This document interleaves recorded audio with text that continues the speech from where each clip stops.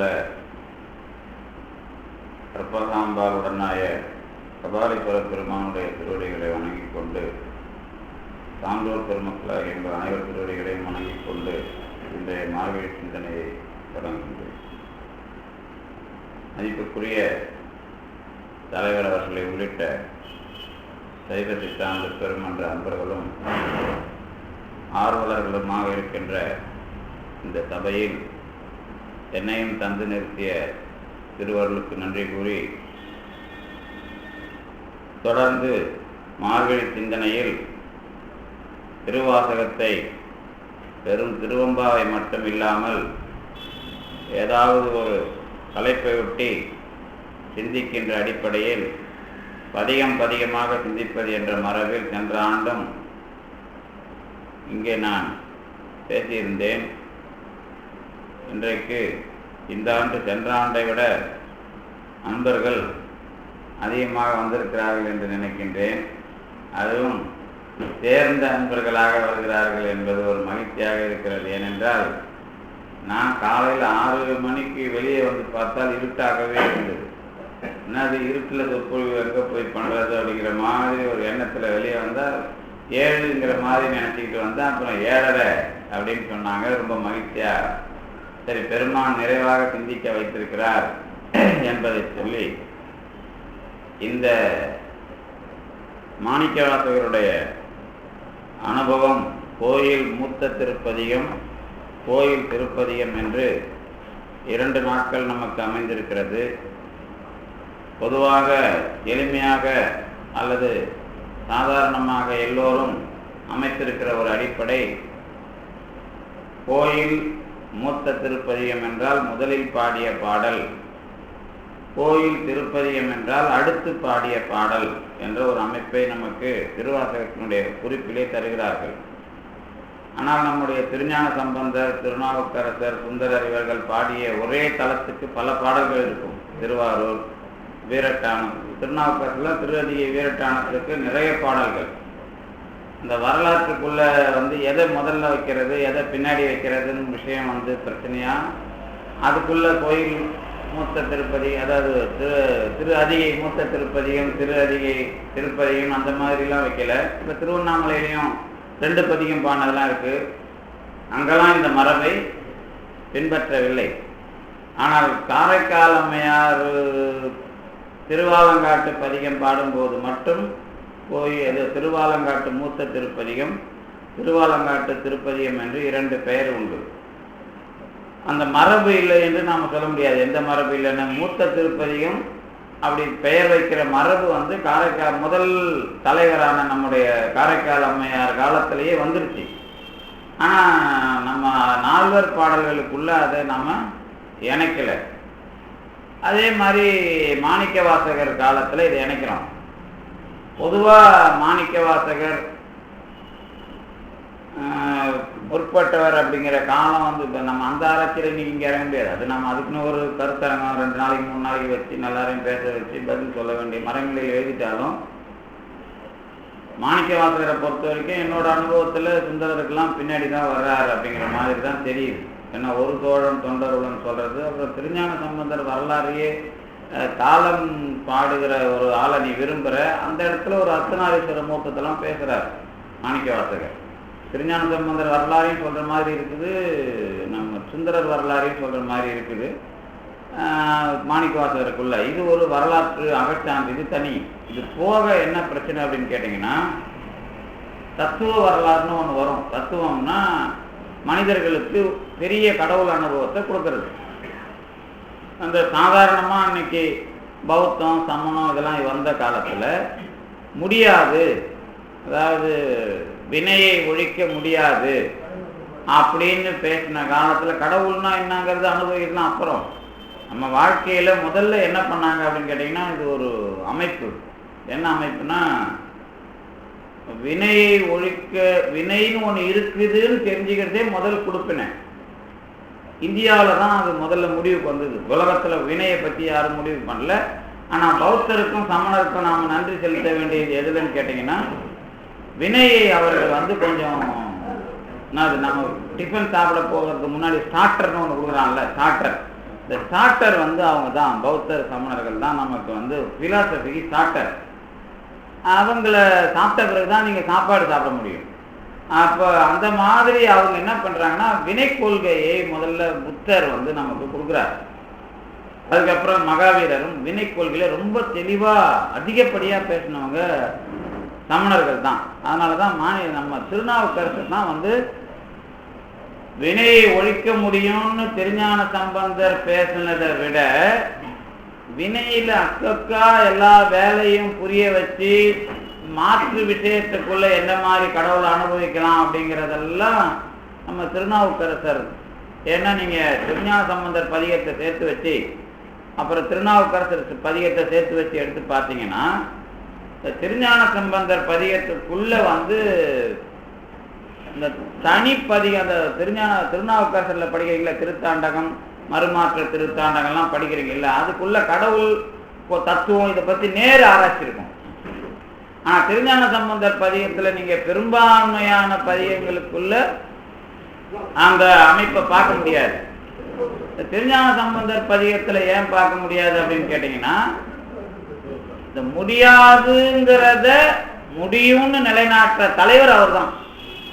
காரைக்கால் அம்மையார் வரலாறுலாம் முழுசா எடுத்துக்கிட்டீங்கன்னா, காரைக்கால் அம்மையார் கடவுள்ங்கிற ஒரு உருவத்தை நீங்க தெளிவா அனுபவிக்கலாம்னு காரைக்கால் அம்மையார் பேசுறாங்க. திருமூலர் என்ன பண்றாரு அப்படின்னு கேட்டீங்கன்னா, கடவுள்ங்கிறத பத்தி இந்தியா முழுக்க எப்படிலாம் பேசியிருந்தானோ அதுக்கெல்லாம் எல்லாத்தையும் தொகுத்துட்டு பதில் கொடுக்குறாரு. அந்த குறிப்புக்குள்ள போனீங்கன்னா பேரன்பு அப்படின்னு கடவுள் கொள்கைக்கு ஒரு இலக்கணத்தை உலகத்துக்கு அறிவிக்கிறாங்க காரைக்கால் அம்மையார். அதுக்கப்புறம் திருமூலர் வந்து நான் எனக்கு யோகத்தை பார்த்தேன், அங்க போனேன் இங்க போனேன் எல்லாம் தெரியுது, ஆனா இங்கே தமிழ்நாட்டுக்குள்ள வந்தா அன்பே சிவமாவதுன்னு அனௌன்ஸ் பண்றார். வேறன்பே இன்னும் பெருக்கு அப்படின்னு காரைக்கால் அம்மையார் கடவுளுக்கு ஒரு உருவம் கொடுக்குறாங்க. அவங்க தான் கடவுள் உருவத்தை முதல்ல உலகத்துக்கு அற்புதம் அப்படின்னு காட்டினவங்க. இதுக்கு முன்னாடி ஒருத்தர் இருந்தார், யாரு? திருவள்ளுவர். அவர் தான் முதல்ல நமக்கு வரலாறுல கடவுள் நாம சைவ சித்தாந்தத்துல வள்ளலாறு பாமன் சாமிகள்லாம் வச்சு அனுபவிக்கிற பெரிய கடவுள் அனுபவத்துக்கு மாத்திக்க முடியாத ஒரு மூலத்தை கொடுத்துருக்கிறவரு திருவள்ளுவர் தான். ஆனா திருவள்ளுவர் கடவுளை நான் பார்த்தேன் நீங்க பார்க்க முடியும் அப்படி மாதிரிலாம் பேசல. உங்க வாழ்க்கையில நீங்க எப்படி வாழ்க்கையை செம்மையா நடத்துறீங்க அப்படிங்கிறத முதல்ல தெரிஞ்சுக்கங்க அப்படிங்கிறதுல திருவள்ளுவர் நிற்கிறார். ஆனா திருவள்ளுவருக்கு பிறகு வந்த காரைக்கால் அம்மையார் எப்படின்னா, கடவுளுக்கு ஒரு உருவத்தையே நீங்க பார்க்கலாம், அது ஒரு அற்புதம் அப்படின்னு முதல்ல கடவுள் பற்றிய உருவத்தை இந்த உலகத்துக்கே அறிவித்தவர்கள் காரைக்கால் அம்மையார் தான். அவங்களுக்கு பிறகு திருமூலர் வந்து கூடு விட்டு கூடுபாயிற அளவுக்கு சாமர்த்தியசாலியா இருந்தாலும் கடவுள் அப்படிங்கிறதுல உலகத்துல வேற எங்கேயும் தெளிவா அனுபவிக்கல, இங்கே அனுபவிக்கிறோம். அப்படி அனுபவிச்சு பார்த்தா அன்பே சிவம் ஆவது அப்படின்னு முடிவு கொடுக்குறாரு. பேரன்புன்னு அவங்க சொன்னதை இவர் நம்ம லெவலுக்கு இறங்கி அன்பே சிவமாவது அப்படிங்கிறத உலகத்துக்கு அறிவிக்கிறார் திருமூலர். அதுக்கு பிறகுதான் சமணமும் பௌத்தமும் தமிழ்நாட்டில் வந்து கோல் வச்சுது. இப்போ கூட இந்த வாரத்தில் வந்து செம்மொழி இதில் மணிமேகலை காலத்தில் சைவம் எப்படி இருந்தது அப்படிங்கிறது வர புதன் வியாழன் வெள்ளி பிரசிடென்சி காலேஜில் கான்ஃபரன்ஸ். அதில் நான் ஒரு நாளைக்கு மணிமேகலை காலத்தில் சைவம் எப்படி இருந்தது அப்படிங்கிறது அங்கே சொல்ல போகிறேன். அவங்க எப்படி இருந்தாங்க எனக்கு தெரியும். அதாவது வினை கொள்கையில திணறி சிக்கி உழுந்தவங்க தான் பௌத்தரும் சமணர்களும். வினை கொள்கையில ஓரளவுக்கு அதை விட்டுட்டு ஓடு அப்படிங்கிற மாதிரி பௌத்தர் முடிவுக்கு வந்தார். ஆனா சமணர் என்ன பண்ணாங்கன்னா, நீங்க நடந்தா ஒரு வினை, பேசினா ஒரு வினை, தொடச்சா ஒரு வினை, உட்கார்ந்தா ஒரு வினைன்னு வினைய பட்டியல் அதிகமா போட்டவன் யாருன்னா சமணம் தான். அதனாலதான் ஒரு நோய்க்கு ஒரு மந்திரம், வாடகைக்கு ஒரு மந்திரம், உட்கார்றதுக்கு ஒரு மந்திரம், சாப்பிட்றதுக்கு ஒரு மந்திரம்னு மந்திரத்தை இருக்கிற எவ்வளவு நிகழ்ச்சி உண்டோ அவ்வளவுக்கும் மந்திரம் எழுதினவன் அவன் தான். ஏன்னா ஒவ்வொன்றுத்தையும் மந்திரத்தின் மூலமா தீர்த்துக்கலாம். இப்ப நீங்க மந்திரவாதிகள்லாம் வர்றதுக்கு இவ்வளவு பேர் நிறைய ஓலைச்சுவடிகள்லாம் மந்திரம் படிச்சீங்கன்னா காரணம் யாருன்னா அந்த சமணர்கள் தான். குறிப்பா நான் ஒரு தடவை ஓலைச்சுவடியில ஆராய்ச்சி பண்ணும்போது வீடு வாடகை தரலன்னா வீடு வாடகை வசூலிக்கிறதுக்கும் மந்திரம் எழுதியிருந்தான் அதுல. ஆமா, நான் வந்து ஆசிய ஆய்வு நிறுவனத்துக்குள்ள மேனஸ்கிரிப்டாலஜி டிப்ளமா பண்ணும்போது அந்த ஓலைச்சுவடி தான் எனக்கு கிடைச்சிது. அதுல அவ்வளவு சக்கரம், அவ்வளவு மந்திரம், அந்த மாதிரி பல்லாயிரக்கணக்கான ஓலைச்சுவடி இருக்குது. அதை வச்சுக்கிட்டு தான் நிறைய பேர் ஊர் பூரா இந்த உழைக்கணும்னு இல்லாம எதையாவது ஊரை ஏமாத்தணும்னு ஒரு குரூப் தெரியும் பாருங்க நம்ம கிராமங்கள்ல. அதுதான் அந்த கோஷ்டி. ஏன்னா நீங்க அனுபவிக்கலாம் அந்த மை வைக்கிறது, அந்த வர்மம், இதுன்னு வர்மக்கலை வேற. வர்மக்கலையில ஒரிஜினலா நீங்க மசாஜ் பண்றவங்கிட்ட போனீங்கன்னா சொல்லுவான், முட்டியை அசைச்சா போதும், இடுப்பு அசைச்சா போதும், இந்த கழுத்து இங்க ஒரு வர்மம், இங்க ஒரு இந்த நம்ம பட்டை போடுறோம்ல, அது எல்லாமே வர்ம அடிப்படை.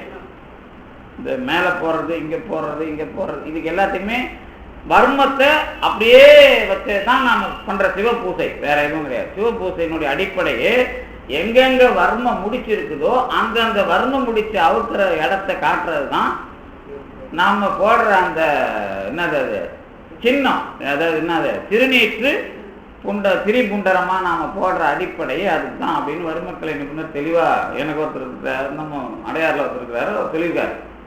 அவர் கேரளாக்காரர். இதுல என்ன அப்படின்னு கேட்டீங்கன்னா, இவனுங்க பேசுற வர்மங்கிறது இந்த சமணர்கள் சார்ந்து இந்த ஊரை ஏமாத்துறதுக்காக பண்ற விஷயம். யாரு? இதுதான் சமணர்கள் பண்ணி வச்சது. இந்த மாதிரி விஷயத்துக்குள்ள போய் ஜாம்பவானா இருந்த திருநாவுக்கரசர் வெளியே வந்து இதையெல்லாம் இப்படி மாற்ற முடியும்னு நிலைநாட்டார். அவர் வெளியே வர்றதுக்கு நம்ம இதுல இருந்தே ஒரிஜினலா வெளியே ஒருத்தர் வரணும். யாரு? வேதத்துல இறைவனை பற்றி ஆராய்ச்சி பண்ணியாச்சு, ஆனா அனுபவிக்கிறதுல அவங்களுக்கு சிக்கல் வருது. விளக்கத்தை ஆளாளுக்கு ஒரு மாதிரி சொல்லி திருச்சிக்கிட்டு போயிட்டாங்க. கத்துக்கிறதுக்கு தான் விளக்கம் வேற வேற மாதிரி சொல்லணும். இப்ப முதல்ல நீங்க கத்துக்கிறீங்கன்னா முதல்ல நான் ஒரு விளக்கம் சொல்லிட்டு ஆணவம் கண்மம் மாயன்னு சொல்லிடணும். ரெண்டாவது ஆணவம் கண்மம் மாயனா என்னன்னு ஆராய்ச்சியா சொல்லணும். மூணாவது அனுபவமா சொல்லணும். இப்படி படிப்படியா கொண்டு போறோம்ல. வேதத்தை வச்சுக்கிட்டு விளக்கத்தையே மறுபடியும் குப்பையாக்கிட்டாங்களே தவிர அனுபவிக்கல அப்படின்னு திருஞான சம்பந்தர் வந்து, நான் வந்து அந்தனை, எனக்கு 4 வேதம் தெரியும், அவங்க யாரும் அனுபவிக்கல, அனுபவிக்கணும்னா இருமையின் ஒருமையும் ஒருமையின் பெருமையும் அனௌன்ஸ் பண்றாரு. இது யாரை பத்தின பாட்டு? திருவெழுகூட்டு இருக்கே. கடவுள்கிட்ட நீ இப்படிப்பட்டவன் கடவுளை பார்த்தே சொல்லி சர்டிஃபிகேட் வாங்குற பாட்டு. மற்றவங்களுக்கு மற்ற பாட்டுலாம் எதுன்னு கேட்டீங்கன்னா, திருஞான சம்பந்தர் பாடின திருவெழுகூட்டு இருக்கை தவிர மற்ற பாட்டுலாம் உங்க வினைய எந்தெந்த மாதிரி சமணம்லாம் விட்டு போட்டானோ அந்த விட்டை தூக்கி போட்டுட்டு நீ என்னென்ன பிரச்சனையை எந்தெந்த கோயிலுக்கு வேணாலும் போய் எந்தெந்த பதியத்தை வேணாலும் பாடி எப்படி எப்படிலாம் தீர்த்துக்கணுமோ அப்படி எப்படிலாம் தீர்த்துக்கோ அப்படின்னு தெளிவா திருஞான சம்பந்தர் நீ கடவுள் அனுபவின்னு பேசல. விதி அதுவேயாகும் வினை மாயுமே. பெண்ணாகடத்துல தான் என்ன பண்ணாரு? விதி அதுவேயாகும் வினை மாயும் 2 போட்டார். அப்போ விதி வினை, அதுக்குள்ள இருக்கிற நோய், அதுக்குள்ள இருக்கிற பணம், அப்புறம் என்னென்ன வேணுமோ அதாவது எல்லாத்துக்கும் ஒரு லிஸ்ட போட்டு வாங்கணும்னா நீங்க எங்க போறீங்க? திருஞான சம்பந்தர்கிட்ட போறீங்க. அவர்கிட்ட போய் கடவுளை அனுபவிக்கணும் நீங்க கேட்க முடியுமா? இது வரைக்கும் நீங்க திருஞான சம்பந்தரை படிச்சிருப்பீங்கல்ல, அனுபவிக்க முடியுமா? கேட்க முடியுமா? கடவுளை அனுபவிக்கணும்னா அவங்க அப்பாவுக்கு சொன்னாரு பாருங்க, அதுதான் முதல். அப்ப கூட அப்பாவுக்கு சொல்லல, கடவுள்கிட்டே பேசுறார். ஓரொரு வாயினை மாநாங்காரத்து ஈரியல் வாய் ஒரு விண்முதல் பூதலம் அப்படி நீ இப்படிலாம் இருந்தன்னு யார்கிட்ட பேசுறாரு? கடவுள்கிட்ட பேசி அணைய தன்மையை ஆழலின் நின்னை நினைய வல்லவர் இல்லை நீள் நிலத்தே அப்படின்னு முடிக்கிறார். நீ இப்படிப்பட்டவன்பா, இதை தவிர எப்படியும் யாராலையும் சொல்ல முடியாதுன்னு ஒரு குருவா இருந்து வடமொழியை இணைச்சி தமிழ்ல இந்த எல்லாரும் காரைக்கால் அம்மையார் திருமூலர் வந்தாங்கல்ல, இவங்க அனுபவத்துல கடவுளை ஒரு உருவத்துக்கு என்ன அமைப்பு அப்படிங்கிறத காட்டுறார். அப்போ அதுல என்ன சொல்றாருன்னா, கடவுள் ஒருத்தன் தான் இந்த உலகம், கடவுள் தான் ஆன்மான்னு தப்பா முடிவு பண்ணாத. கடவுள் வேற ஆன்மா வேற, ஆனா ரெண்டும் ஒண்ணு சேர்ந்து முடிவுல அனுபவிக்கிறது தான் இருமையும் ஒருமையும் ஒருமையின் பெருமையும். இதுதான் மகா வாக்கியத்துக்கு அர்த்தம். தத்துவமசி அகம் பிரம்மாஸ்மி அயம் ஆத்மா பிரம்மம் இதெல்லாம் சொல்றாங்கல்ல, இதுக்கெல்லாம் இந்த நீ அதுங்கிறதுக்கு தான் பதில் சொல்றார். இருமையின் ஒருமை, ஒருமையின் பெருமை. ஆனா ரெண்ட ஒத்துக்காம நீ முடிவெடுக்காத அப்படின்னு சொல்ற. இன்னும் தத்துவ வரலாறு எப்படி எடுக்கணும்? கடவுள்னு ஏத்துக்கிட்டீங்கன்னா ஐந்தெழுத்தை ஏத்துக்காம என்ன பண்ண முடியாது. நீ தத்துவத்துல சரியா தெளிவா அனுபவிச்சேன்னு சொல்ல முடியாது. இந்த பாட்டுக்குள்ள என்ன அர்த்தம் இருக்குதுங்கிறத எனக்கு எப்படி நான் கண்டுபிடிச்சேன்னு கேட்டீங்கன்னா, இந்த முதல் பாட்டு கோயில் மூத்த திருப்பதிகம், இந்த உடையாள் உந்தன் உடையாள் நடுவுலாம் நீங்க இந்த நமசிவைய சிவைய நம்ம எழுதி தான் கேட்டிருப்பீங்க. நான் இன்னைக்கு இன்னும் நாம இன்னைக்கு 8:30 மணி இல்லை 9 மணி வரைக்கும் நீங்க கொஞ்சம் பொறுமையா இருந்தீங்கன்னா அதோட உண்மை என்ன அப்படிங்கறத கொஞ்சம் சொல்லிடுவேன். ஏன் அப்படின்னு நாளைக்கு பாட்டை கொஞ்சம் பிடிச்சி காட்டுவேன். இதுக்கு முன்னாடி திருவாதிரை அன்னைக்கு இந்த பாட்டையே நான் மருந்துகரர் கோயில்ல எடுத்தேன். அப்பதான் அதுக்கு என்ன மாதிரி இந்த கோயில் திருப்பதிகத்தை திருமூலருடைய விஷயத்துக்கான விளக்கமா மாணிக்கவாசகர் சொல்றார் அப்படிங்கிறத கண்டுபிடிச்சேன். திருமூலர் தானே கூத்தை ஒரு 5 வகையான கூத்தை பட்டியல் போடுறவரு. அப்பதான் எனக்கு அது புரிஞ்சுது. இந்த முதல் பாட்டு உடையாள் உந்த நடு இருக்கும் உடையாள் நடுவு நீ இருக்கு அப்படிங்கிற பாட்டு அப்பதான் புரிஞ்சுது. அப்ப அதோட விஷயமா தான் உங்ககிட்ட இந்த வரலாறு மாதிரி சொல்லிட்டு நீங்க எந்த பேஸ்ல மாணிக்கவாசகர்கிட்ட நிக்கணும் அப்படிங்கிறத சொல்றேன். வேற ஒண்ணும் இல்லை.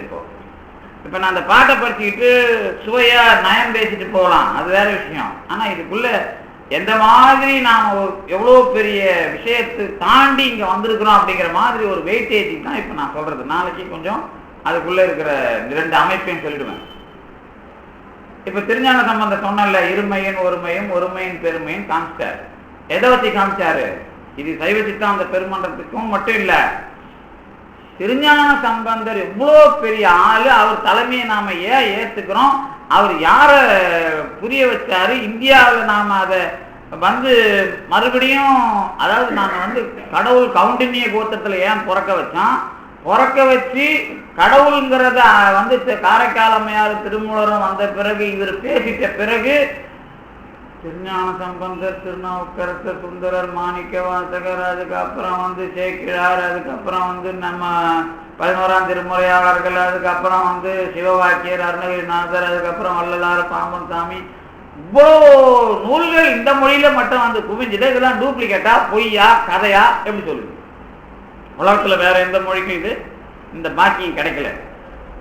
கடவுளை பற்றி திருஞான சம்பந்தர் சரியா பேசிட்டதுனால அதுல ஏதாவது சின்னது அனுபவிக்கிறது, ஸ்பூன் எடுத்து சாப்பிட்றதா, குத்தி சாப்பிட்றதா, தொட்டு சாப்பிட்றதா, நக்கி சாப்பிட்றதா, அல்லது தூக்கி போட்டு சாப்பிட்றதாங்கிற எல்லாத்துக்கும் பதில்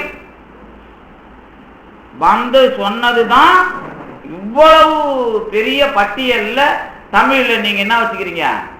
பொக்கிஷங்களை வச்சுக்கிறீங்க. எந்த மாதிரி கேள்வி கேட்டாலும் உலகத்துல கடவுளை இந்த ரூட்ல போறம்பா, இதுல கடவுளை அனுபவிக்க முடியுமா, இதுல என்ன தப்பு, இது என்ன சரி அப்படின்னு கேட்டா சுகலர் போகத்தை வச்சு சொல்றதா, அல்லது காழிக்கனுடைய ஒழிவில் ஒடுக்கத்தை வச்சு சொல்றதா, அல்லது திருப்பூர் சிதம்பர சாமி வச்சு சொல்றதா, அல்லது சிவபிரகாசரை வச்சு சொல்றதா, அல்லது பாமனாரை வச்சு சொல்றதா, அல்லது வள்ளலாரை வச்சு சொல்றதா, எந்த மாதிரி கேள்வி கேட்டாலும் அதுக்கு பதில் சொல்றதுக்கு திருஞான சம்பந்தருடைய தலைமையை வச்சுக்கிட்டு அட்டு பாம்பன் சுவாமி வரைக்கும் நீங்க பதில் சொல்லலாம். அதுக்கு மேல வேற ஒண்ணும் கிடையாது. வேற எந்த மொழியிலும் இப்படி ஒண்ணும் கிடையாது. அதையும் நீங்க ஞாபகம் வச்சுக்கணும். அப்ப என்ன நடக்குது? கொஞ்ச நேரத்துக்கு முன்னாடி என்ன சொன்னேன்? திருஞான சம்பந்தர் என்ன சொன்னாரு? வேதம் 4 மெய்ப்பொருள் ஆவது. அதுக்கு என்ன பதில் எழுதுவோம்? நம்ம காழ்ப்புணர்ச்சிக்காரங்களா என்ன எழுதுவீங்க? வேதத்தை விட நமசிவாயம் பெருசு, அது தமிழ், இது வடமொழி, இதுல நாங்க தான் பெரியவங்கன்னு ஒரு திராவிட அரசியல் பேசிக்கிட்டு இருந்தீங்கன்னா நீங்க தொலைஞ்சிங்க. அன்பே அனுபவங்கிறது தப்பாயிடும். இது நான் எங்க கேட்டாலும் இனிமே சொல்லுவேன். ஏன்னா எனக்கு சாமி நல்லா புரிய வச்சார். அது என்ன விஷயம் அப்படின்னு கேட்டீங்கன்னா, நல்லா தகராளி ரகசியம் 1.5 வருஷமா வகுப்பு எடுக்கும் போதுதான் இவ்வளோ பெரிய விஷயம் இருக்குது. இந்த ஆளுங்க மறுபடியும் அவரு வேற இவரு வேற, இவரு இதுக்கு வந்தாரு, அவர் அப்ப கடவுள் யாரு? கடவுள்னு மொத்தம்தான். இவரு வேற அவரு வேறன்னா எவரு ரூட்ல நான் போறது, எவரு கெவுரு அரைக்கிறது, ஈர கெவுருன்னுவாங்க. ஈரக்கவுர்னா அந்த மிக்சி வீணா போடும் 4 நாளைக்கு அரைச்சிங்கன்னா. அந்த மாதிரி நம்ம ஆளுங்க தத்துவ வாத்தியாருங்கெல்லாம் நாட்டை கெடுத்துட்டாங்க அப்படின்னு நான் தெளிவாக சொல்லுவோம். நீங்கள் ஒன்றா சண்டைக்கு கூப்பிடலாம் எல்லாரையும், நான் ரெடியாக இருக்கேன். என்ன பாப்பன் சாமி கொடி கொடுத்துருக்காரு எனக்கு. இப்போ என்ன விஷயம் அப்படின்னு கேட்டிங்கன்னா, இது எப்படி புரிஞ்சுக்கிறதுங்கிறது தான் இந்த கோயில் பதிகம். ஏன்னா கோயில்ங்கிற பேர் தான் திருஞான சம்பந்தருக்கு மூலம். திருஞான சம்பந்தர் மட்டும் இல்லை, நீங்கெல்லாம் இங்கே பிறந்து இங்கே திருநீர் பூசிக்கிட்டு தெளிவாக தைரியமாக வந்து உட்காந்துக்கிறீங்கள கடவுளோட தோழர்கள்னு. இதுக்கு கொடுப்பினே என்னன்னா, சிதம்பரத்தில் ஒட்டி இந்த ரேடியஸில் நீங்கள்லாம் பிறந்ததுனால தான். உங்களை தவிர உலகத்தில் எவனும் வந்து கடவுளை அனுபவிக்கிறதுக்கு தகுதி இல்லாதவன். பை அக்கார்டிங் யாரு? மாமன் சாமி. அது ஒரு பாட்டே இருக்கிறார். இந்த சிதம்பரம் ரேடியஸ்ல தமிழ்நாடை சுற்றி பிறக்காதவன் எவனுக்கும் உண்மையான கடவுளை அனுபவிக்கிறதுக்கான பொறப்பே இல்லைங்கிறார். அதுக்கு ஒரு பாட்டெலாம் இருக்குது, நான் படிச்சிருக்கிறேன். இப்போ என்ன விஷயம் அப்படின்னு கேட்டிங்கன்னா, இதை புரிஞ்சுக்கிறது எப்படி, புரிய வைக்கிறது எப்படி தான் பிரச்சனை. இப்போ இதில் நம்ம திருஞான சம்பந்தர் வந்து வேதம் நான்கினும் மெய்ப்பொருளாவது நாதன் நாமம் நமச்சிவாயவே சொல்லிட்டார். நாதன் நாமம் நவிற்றி உயிர்ந்தேன்னு திருநாவுக்கரசர் சொல்லிட்டார். அதுக்கப்புறம் 5 எழுத்து சொல்றதுங்கிறத சுந்தரரும் சொல்லிட்டாரு எல்லாரும். அப்புறம் மாணிக்க வாசகர் நானேயோ தவம் பெற்றேன் சிவாய நமயன பெற்றேன்னு சொல்றாரு. சிவபுராணத்துல நமச்சிவாய வாழ்கன்னு தொடங்குறாரு. இதெல்லாம் இருக்குது. இப்ப இதுக்கெல்லாம் விளக்கம் சொன்னாதான் உடையாள். உடையாளுங்கிறது எதை வச்சு வருது? 5 எழுத்தை வச்சுதான் நம்ம வித்வானங்கள்லாம் விளக்கி பார்த்துருக்கிறீங்க. சிவய நம, சி என்றால் சிவன், வா என்றால் அருள், யா என்றால் ஆன்மா, நா என்றால் திரோதம், மா என்றால் மலம். சிவன், அருள், ஆவி, திரோதம், மலம், ஆசி, என்னது எழுத்து, 5 அடைவு. சொன்னது யாரு? உமாபதி சிவம். சரிதானே? சிவன், அருள், ஆவி, திரோதம், மலம். இது இந்த 5 விளக்கம் தான் ஆற்றில் எழுத்து 5 அடைவு.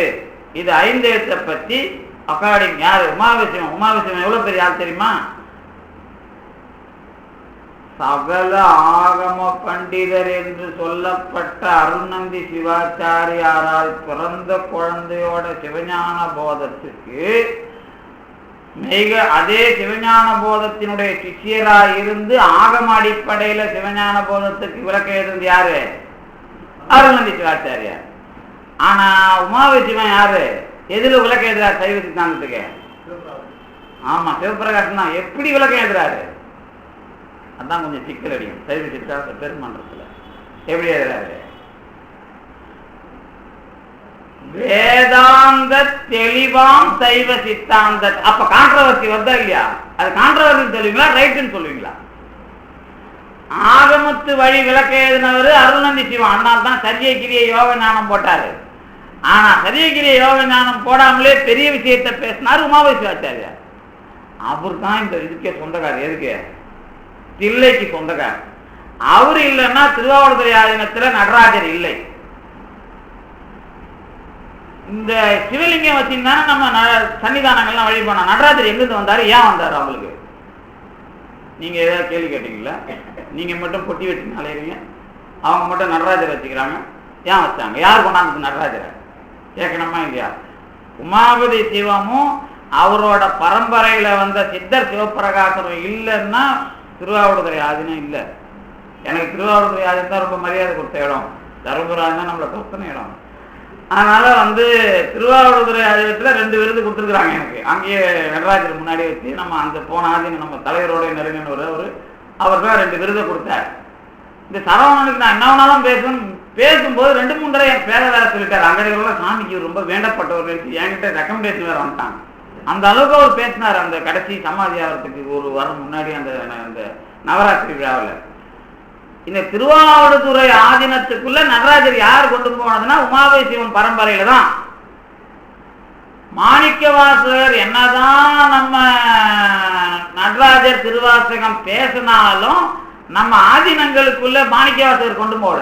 அப்ப சைவத்துக்குள்ள நடராஜர் எப்ப வராரு? உமாபதி சிவம்ங்கிறவர் வேதாந்த தெளிவு சைவ சித்தாந்தம் பேசலன்னா நடராஜர் கிடையாது. அப்ப நடராஜரை நீங்க எப்போ நீங்களாம் கல்வெட்டு ஆராய்ச்சிக்கு போனீங்கன்னா ஒரு லெவல் வரைக்கும் முட்டும். நடராஜர் எங்க வந்தாரு, எப்போ வந்தார்? தமிழ்நாட்டில் நடராஜருக்கு எங்க இலக்கணம் இருக்குது? முருகனுக்கும் தமிழ்நாட்டில் இல்ல, நடராஜருக்கும் இல்லைன்னு என்னால தெளிவா பேச முடியும். நடராஜர் எங்க இருந்து கொண்டு வந்தீங்க? கூத்த பெருமானை எங்க இருந்து? சங்க இலக்கியத்தில் கிடையாது இல்ல. கூத்த பெருமானை யார் கொண்டாந்தது?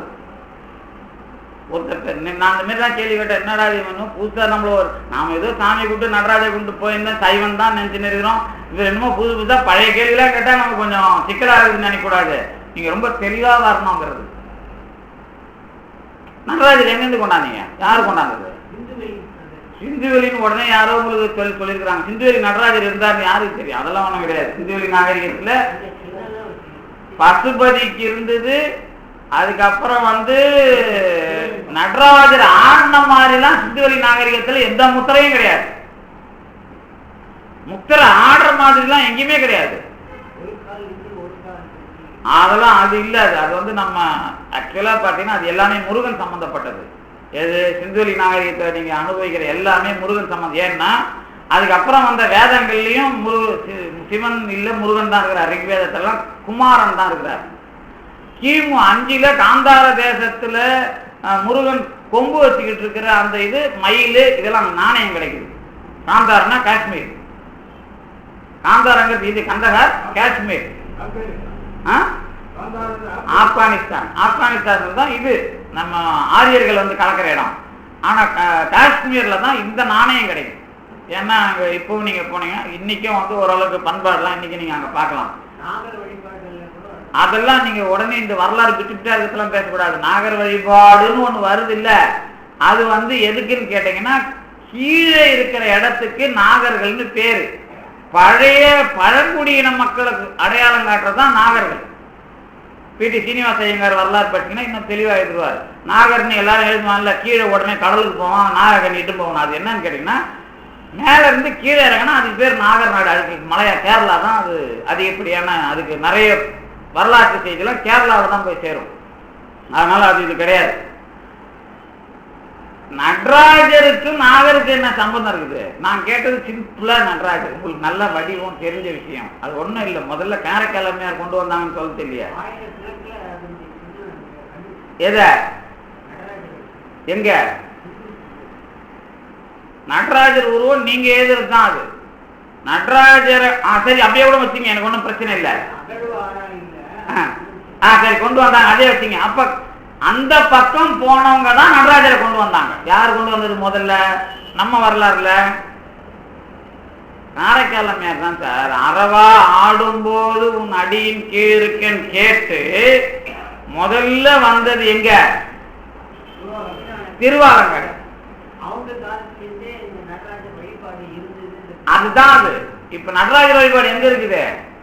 தமிழ்நாட்டில் இருக்குதான் கேட்டேன் நான். தமிழ்நாட்டுல கொண்டு வந்தது யாருன்னு கேட்டீங்கன்னா காரைக்காலமையார் தான் முதல்ல கொண்டு வராங்க. சங்க இலக்கியத்துல இல்லாத ஒரு விஷயம் நடராஜர் வழிபாடு. காரைக்காலமையார் கைலாயம் போய் கொண்டு வந்தாங்க. அறவா ஆடும்போது உன்னுடைய அடியின் கீழே இருக்குன்னு சொன்னாங்க இல்ல. இந்த ஆடும்போது உன்னுடைய அடியின் கீழே கொண்டு வந்ததுனால இங்கிருந்தே அது உங்களுக்கு தெரியல. காரைக்காலமையார் சொல்லலாம் தெரியாது. அதே மாதிரி சிதம்பரம் நடராஜர் சொன்னா உங்களுக்கு யார் தெரியும்னா நந்தன் தான் தெரியும். நந்தன்கிறவர் யாருன்னா நந்தனார்னா ஒடுக்கப்பட்டவர் கிடையாது. வடநாட்டுல நந்தனுடைய வம்சத்திலிருந்து வந்த ஒரு ஆள். இப்ப மாணிக்க வாசகர் பாடுறதுக்கு முன்னாடி இருந்தது திருவாலங்காடு. இப்ப நந்தன் இங்க வந்த பிறகுதான் அந்த வழியா வர்றவரு திருமூலர். அதனாலதான் அவர் நந்தி மரபுன்னு பேசுவார். திருமூலருக்கு பேர் என்னன்னா மாமூலர்னு பேர். மாமூலன்னா என்னன்னு கேட்டீங்கன்னா இந்த மாமூலன்னு ஒரு சங்க காலத்துல ஒரு புலவர் இருந்தார். அவர் என்ன பண்ணுவார்னா எப்ப பாட்டு பாடினாலும் அவர் பாட்டுல நிறைய செய்தி என்ன அப்படின்னா வடநாட்டுல நந்தர்கள் என்ன பண்ணாங்களோ அந்த செய்தியெல்லாம் மாமூலனார் இங்க எழுதியிருக்கிறார். சரிதானே? நந்தர்கள் சங்கத்தை மறைச்சு வச்சது, அப்புறம் மௌரியர் படையெடுப்பு, இதெல்லாம் அகநானூறு நற்றிணையில பாடல் எழுதின மாமூலன்கிற புலவன் நந்தர்களை பத்தி எழுதுறான். நம்ம திருமூலர் நந்தியை பத்தி பேசுறார். இப்ப நாம பேசுற சிவலிங்கத்துக்கு முன்னாடி நந்தி வழிபாடு எப்போ வந்தது? நந்தியை நாம் இப்பதானே கொண்டு வரோம். நந்தி வழிபாடு சங்க காலத்திலயும் கிடையாது. கோயில் வந்த காலத்துல நந்திங்கிறத திருஞான சம்பந்தர்லாம் ரொம்ப பெருசா பாடினாங்களா? அதெல்லாம் நீங்க ஆரியர்னே சொல்லக்கூடாது. அதான் தப்பு பண்றீங்க முதல்ல. அதுதான் உங்க வரலாற்றுல உங்களுக்கு இருக்கிற ப்ராப்ளம். நிறைய பேர் ஆரியர் திராவிடர் பிரிச்சு வச்சே அந்த தத்துவத்தை சொன்னதுனால உங்களுக்கு அந்த நடராஜர்னா என்ன, கடவுள்னா என்னன்னு கடைசி வரைக்கும் புரியாம போயிடுச்சு. அதனால தான் அதுக்கு நாம இனிமே தொடர்ந்து ஒரு வகுப்பு எடுக்கலாம் எங்கேயாவது. ஏன்னு கேட்டீங்கன்னா, இனிமே ஆரியரை விட்டுருங்க. பௌத்தர் சமணர் எப்ப வந்தாங்க? கிமு 5ல இருந்து கிபி 5 வரைக்கும் வர்றாங்க இல்ல. ஆரியர் பௌத்தரும் சமணரும் வர்றதுக்கு பின்னாடி தான் புத்தர்கள் காலத்துல தான் இந்த புராணத்தையும் முருகனுடைய வரலாறு, குமார சம்பவம், காளிதாசன், அதுக்கப்புறம் இது எல்லாமே நமக்கு கிடைக்குது. பௌத்தர்கள் அழிக்கிறதுக்கு வடநாட்டுல குப்தர்கள் அரசு வருது, தமிழ்நாட்டுல திருஞான சம்பந்தர் வரார். என்ன விஷயம் கேட்டீங்கன்னா, இந்த ஆரியர்கள் வருகைன்னு பேசுறத பத்தி பிரச்சனை இல்லை. இந்த பௌத்த அழிக்கிறதுக்கு வடமொழியில எல்லாத்தையும் மறுபடியும் எழுதுறாங்க எங்க குப்தர்கள் காலத்துல. இங்க அதுக்கப்புறம் நாம என்ன பண்றோம்னா, எங்க தமிழ்நாட்டுல திருஞான சம்பந்தர் தலைமையில கொண்டு வரோம். ஏன் கொண்டு வரோம்னு கேட்டீங்கன்னா, வரலாற்று ஆராய்ச்சி இருக்கிற பிரச்சனைக்கு பதில் சொல்றது வேற. நான் எடுத்துட்டு வர பாயிண்ட் என்ன அப்படின்னா, கடவுள்னு ஒரு ஆளை பத்தி விவாதிக்கிறத பத்தி பிரச்சனை இல்லை. நடராஜர்னு காரைக்கால் அம்மையார் கொண்டு வந்ததை பத்தி பிரச்சனை இல்லை.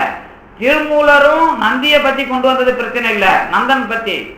இந்த கடவுள் அப்படிங்கிற ஆளை நேரா சொல்லி பெருசா அதுக்கு ஒரு அமைப்பை உலகத்துக்கு அந்த இடத்திலேயே காட்டணும்.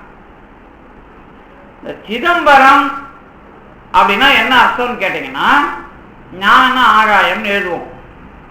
கிள்ளைங்கிறதுனா என்னன்னா, அந்த இடத்தோட எது மரம். அதனால நீங்க தில்லைங்கிறதுல என்ன சொல்ல முடியாது, இந்த தத்துவமா சொல்ற விளக்கம்லாம் நாம எழுதுறதுதான். அந்த ஊருக்கான அடையாளம் தில்லை மரம். கோயில் அப்படின்ற பேரு தமிழ்ல வச்சு கொடுக்குறோம். கோயிலுங்கிறது எதுல கிடையாது, வடமொழியில கிடையாது. ஆனா சிதம்பரங்கிறது, அப்புறம் என்ன அதுக்கு பேரு, பிரம்மபுரங்கிறது, புண்டரீகபுரங்கிறது, வள்ளிபுரங்கிறது, இந்த பேர்லாம் உபநிடத்திலே இருக்குது. சாந்தோக்கிய உபநிடத்திலே இருக்குது. சிதம்பரம் அப்படிங்கிற பேரை பிரம்மபுரம், புண்டரீகபுரம், வள்ளிபுரம் அப்படிங்கிற பேர்ல உபநிடத்திலேயே அது வருது. அந்த உபநிடதம் எது, அந்த அந்த விஷயங்கள்லாம் பேசுற இடம் எதுன்னு கேட்டீங்கன்னா, முருகன் நாரதருக்கு சொல்ற மாதிரி வரும். கந்தன் அப்படிங்கிறவன் நாரதருக்கு சொல்ற மாதிரி வரும். இப்ப கோயில்ங்கிற சிதம்பரம் இருக்குல்ல, இந்த சிதம்பரம் பக்கத்துல சீர்காழி. சீர்காழியில பிறந்தவர் யாரு? திருஞான சம்பந்தர். இந்த திருஞான சம்பந்தர் என்ன பண்றாருன்னா, சீர்காழிக்கு 12 பேரை சொல்லி பிரம்மபுரம் சொல்றது, அப்புறம் சீர்காழின்னு சொல்றது, இதெல்லாம் நாம எழுதுற வரலாறு இல்ல. வேதத்துல சொல்லப்பட்ட பிரம்மபுரம், அதுல இருக்கிற கடவுள் ஆராய்ச்சி, அதுதான் இந்த புண்டரீகபுரம், அதுதான் கழுமலம், அதுதான் என்ன புகழி. அந்த மாதிரி நீங்க பிரம்மம் என்கிற கடவுள் எங்க இருக்குது அப்படின்ற கேள்வி. என்னது பிரம்மன்? அந்த பிரம்மன் கிடையாது, நாம தான் அப்படி விளக்கம் தப்பு தப்பா சொல்லி நிக்கிறோம். பிரம்மம் அப்படின்னா கடவுள். அது இருக்கிற இடம் எதுன்னு கேட்டீங்கன்னா, நம்ம உடம்புல இதயம் என்கிற கமலம் அல்லது ஆகாயம் அல்லது தகர ஆகாயம், இத முதல்ல இந்த உலகத்துக்கு அனுபவிச்சு அந்த கடவுள் மட்டும் இல்ல, அதுல சேர்ற நாம, நம்ம 2 பேருக்கு என்ன இல்ல, நாங்க 2 பேரும் இல்லாம இல்ல, ஆனா 2 பேரும் ஒன்னா சேர்ந்து இருக்கிறோம். இதுதான் முடிவுன்னு வேதத்துக்கு முடிவு சொன்னார். இப்ப திருஞான சம்பந்தர் யார் தெரியுதா? திருஞான சம்பந்தர் யாரு? வேதம் 4 மெய்ப்பொருளாவது நமச்சிவாய சொல்றாருல்ல, அது என்ன அர்த்தம் கேட்டீங்கன்னா, வேதத்துக்கு விளக்கம் எழுதி பொருள் ஒண்ணுன்னு சொல்லாத 5 பொருளை நீ வேதத்துல பார்த்தீங்கன்னா சரியா அனுபவிக்கிறன்னு அர்த்தம். வேதம் 4 அப்படின்னா 4ற்கு உள்ளேயும் மெய்ப்பொருளாக நீ அனுபவிக்க வேண்டும் என்று சொன்னால் நீ வேறு, இறைவன் வேறு, இந்த உலகத்தில் அனுபவிக்கிற அருள் வேறு, அதுக்கப்புறம் என்ன ஆணவம், கண்மம், மாயை இதெல்லாம் வேற வேற தெரிஞ்சு நீ கடவுளோட சேர்ற விஷயம்தான் முடிவானது. இதை சொன்னவர் முதல்ல உலகத்துக்கு சொன்னவர் திருஞான சம்பந்தர். ஏன் முதல்ல திருஞான சம்பந்தரை குருவா வைக்கிறேன்னு இப்ப புரிஞ்சுங்க. கடவுள காரைக்கால் அம்மையார் அனுபவிச்சாலும் வேதத்துக்கும் இனிமே அனுபவிக்க போற அனுபவத்துக்கும் முடிவை சொன்னவர் திருஞான சம்பந்தர். அது அவங்க அப்பாவுக்கு மட்டும் சொல்ல. அந்த கடவுளை தான் வேதம் கதவடைச்சதை திறந்ததுன்னு அர்த்தம். வேதத்துல கடவுளை அனுபவிக்க முடியாம ஆராய்ச்சி பண்ணி விட்டானுங்கப்பா, நாம தெளிவா அனுபவிப்போம்னு ரெண்டு பேரும் சேர்ந்து உலகத்துக்கு சொல்றாங்க. இந்த திறந்த பேர் அதுதான் நீங்க புரியாம போனது அவங்களுக்கு. அப்ப என்ன அர்த்தம் கேட்டீங்கன்னா, வேதத்து மூலமா ஞான முட்டு வந்துடுது. இந்த ஞான முட்டை திறப்போம். திறந்துட்ட பிறகு இந்த உலகத்துக்கு நாம வினையை பத்தி தான் பேசுறோம். ஆனா கடவுள் யாரு, நீ நான் இந்த உலகத்துக்கு காட்டும். ரெண்டு பேரும் எங்க போறாங்க, திருவாய்மூர்ல இருந்து இவர் ஆள் நீர் வெளிப்படுது. அப்படின்னா என்ன அர்த்தம், கடவுளை நீங்க நான் பார்க்கல, ரெண்டு பெரிய ஆளும் சேர்ந்து வேதத்துல சொல்லப்பட்ட முடிவும் இனிமே உலகத்துக்கு நாம வழங்க வேண்டிய பொருளுமாக கடவுளை பத்தி பேசுறாங்க. அங்க திருஞான சம்பந்தர் என்ன தெரியுமா சொன்னாரு, சதுரம் மறை. வேதத்தை பழிக்கல, நாம வேதம் கடவாட்சி நாம தான் சொல்லுவோம். வேதம் கடவாட்சிதான் என்னன்னா கடவுளை அனுபவிக்கிற விளக்கத்தை முட்டு போட்டு அடைச்சிட்டாங்க. நாம திறந்து மது சதுரம் தான் அது, அதுல கடவுளை அனுபவிக்க முடியும். அது கட்டங்கட்டி பேசி இருக்குது. ஆனா அனுபவிக்காதவன் கடவுள் நானும் ஒண்ணுன்னு சொல்றான், அது தப்புன்னு தெரிஞ்சான். அதனாலதான் கோபம் வந்து சங்கரர் சிசுன்னாரு. திராவிட சிசு பாராட்டுறது இல்லை, அவன் சின்ன பையன் அப்படின்றது. எவ்வளவு வக்கர புத்தி பாருங்க. அதாவது வந்து வேதத்தை வச்சுக்கிட்டு தான் இவர் பேசுறாரு. எங்க பேசுறாரு, காரைக்கால் அம்மையார் திருமூலரும் அனுபவிச்சுட்டு இங்க பேசுறாரு. அது மட்டும் இல்ல, வடநாட்டுல இன்னைக்கும் சாம்பார் சொல்ல தெரியாது இல்ல, கறி, நீங்க சோறு, சப்பாத்தி இதெல்லாம் இன்னைக்கும் அதே மாதிரி கரும்பு இக்கு தான் இன்னைக்கு அவங்களுக்கு இக்கு. அடுப்பும் சூளைதான், சூளையும் சூளைதான். நெருப்புக்கு சொல்லு, கரும்புக்கு சொல்லு, சாப்பாட்டுக்கு சொல்லு, இதெல்லாம் நிறைய அவங்க கிட்ட கிடையாது. ஏன்னா வாழல, அடாப்ட் ஆகுது. கொஞ்சம் பேரை நம்ம விட்டுட்டு வந்தோம் பாருங்க. யார திராவிடர்கள் புலம்பெயர்ந்து விட்டுட்டு வந்தாங்கல்ல, அவங்க முஸ்லிம்களுடைய ஆரியர்களுடைய கலந்து கலந்து என்னவாயிட்டாங்க. இப்ப என்ன வந்ததோ அங்க போனாங்களே தவிர இங்க வந்தவங்க என்ன பண்ணிட்டாங்கன்னா குடும்பம், சாப்பாடு, நாகரிகம் இது எல்லாமே தெளிவா இருக்காங்க. இந்த இடத்துக்கு தான் பௌத்த ஆள அனுப்பினதுனால அவங்க என்ன பண்றாங்கன்னா, வடமொழியில காப்பியம் கிடையாது, மணிமேகலைன்னு ஒரு காப்பியம், தமிழ்ல மட்டும்தான் பௌத்தத்துக்கு ஒரே காப்பியம் உலகத்திலே. இங்க குடும்பம் நல்லா இருந்தா சமணம் வர்றான். ஆனா சமணர்களுக்கு என்ன பண்றாங்க, ஊருக்கு வரோம், வெளியே கல் வெட்டி விட்டு நீ அங்கேயே படுத்துக்க, இங்க ஊருக்குள்ள வராதுன்றாங்க. நாம என்ன பண்ணிட்டோம், மறுபடியும் எங்க ஆராய்ச்சியாளர்கள்லாம் சமணர்கள் இல்லைன்னா நம்ம படிச்சே இருக்க முடியாது, பௌத்தர்கள் இல்லைன்னா நம்ம படிச்சே இருக்க முடியாது, ஆரியன் தான் வந்து நம்மளை கெடுத்தான். இந்த திராவிட அரசியல் மறுபடியும் மறுபடியும் மறுபடியும் நீங்க பேசிட்டு இருக்கீங்க. முதல்ல வந்து இங்க இருந்தாலும் அதனாலதான் பாம்பன் சாமி என்ன பண்ணாருன்னா, சீர் சிறந்துள்ள இமய ஓங்களின் பேசினார். தத்துவம் பேசும்போது இமயமலையிலிருந்து தமிழ்நாடு வரைக்கும் பேசுறாங்க. வேற இதெல்லாம் நாகரிகமா திருஞான சம்பந்தர் என்ன பண்ணாருன்னா, கழுமல முதுபதி கவுனியன்னா சீர்காழிக்காரன் இல்ல, நான் வேத சார்புல இருக்கிற குடும்பத்துல பிறந்தவன், வேதம் எனக்கு தெரியும். ஆனா கடவுளை பத்தி அவங்க யாரும் அனுபவிக்கல, நான் தான் அனுபவிச்சேன்.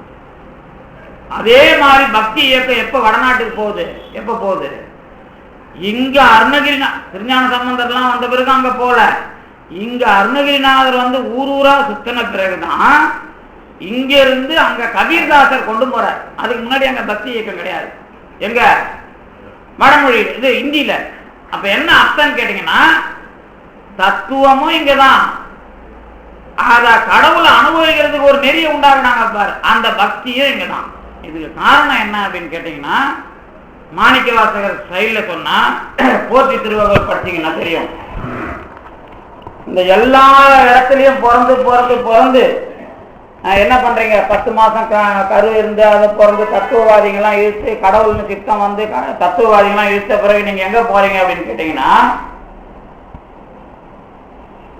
சாகம், அதாவது கொடிரும் பேதையும் கொண்டது விடாது எனும்படியாகி நல் இடையரா அன்பின் பசுமரத்து ஆணி அரைந்தால் போல, அத நீங்க அன்பை அனுபவிக்கணுங்கிறதுக்கு தான், அதுக்கு பிறகுதான் குருவா வருவான் அப்படின்னு சொல்றார். அப்படின்னா என்ன அர்த்தம்? இந்த குடும்பம் இந்த மாதிரி ஒரு வாழ்க்கைக்குள்ளதான் உனக்கு அன்புனா என்னன்னு தெரிய ஆரம்பிக்கும். இந்த ஊர்ல ஆராய்ச்சி பண்ணி சொல்ற தத்துவம்லாம் உனக்கு கடவுளை காட்டாதுன்னு தெளிவா போற்றி திருவள்ளுவர் சொல்லிடுறாரு. என்ன அர்த்தம்? இங்க வாழற அமைப்புக்குள்ள என்ன தெரியுது? என்ன தெரியுது? வினை என்னன்னு தெரியும். வினையை பத்தி பேசினா இல்ல, குடும்பமா வாழ்ந்தாதான் வினை தெரியும். இன்னைக்கு இந்த காலத்துல நமக்கு வினை தெரியாது. ஏன்னாக்கா சரியில்லாத புருஷன் பொண்டாட்டி டைவர்ஸ் வாங்குறது முடிவு பண்ணிட்டா வினை தெரியாது. ஆணும் பெண்ணும் சேர்ந்து புள்ள எப்படி பிறந்தாலும் அதை வளர்க்கணும், மூளை இல்லாம பிறந்தாலும் வளர்க்கணும், மூளையோட பிறந்தாலும் வளர்க்கணும். நீங்களும் அட்ஜஸ்ட் பண்ணணும். இந்த மாதிரி விஷயத்துக்குள்ள வந்தா குடும்பம்.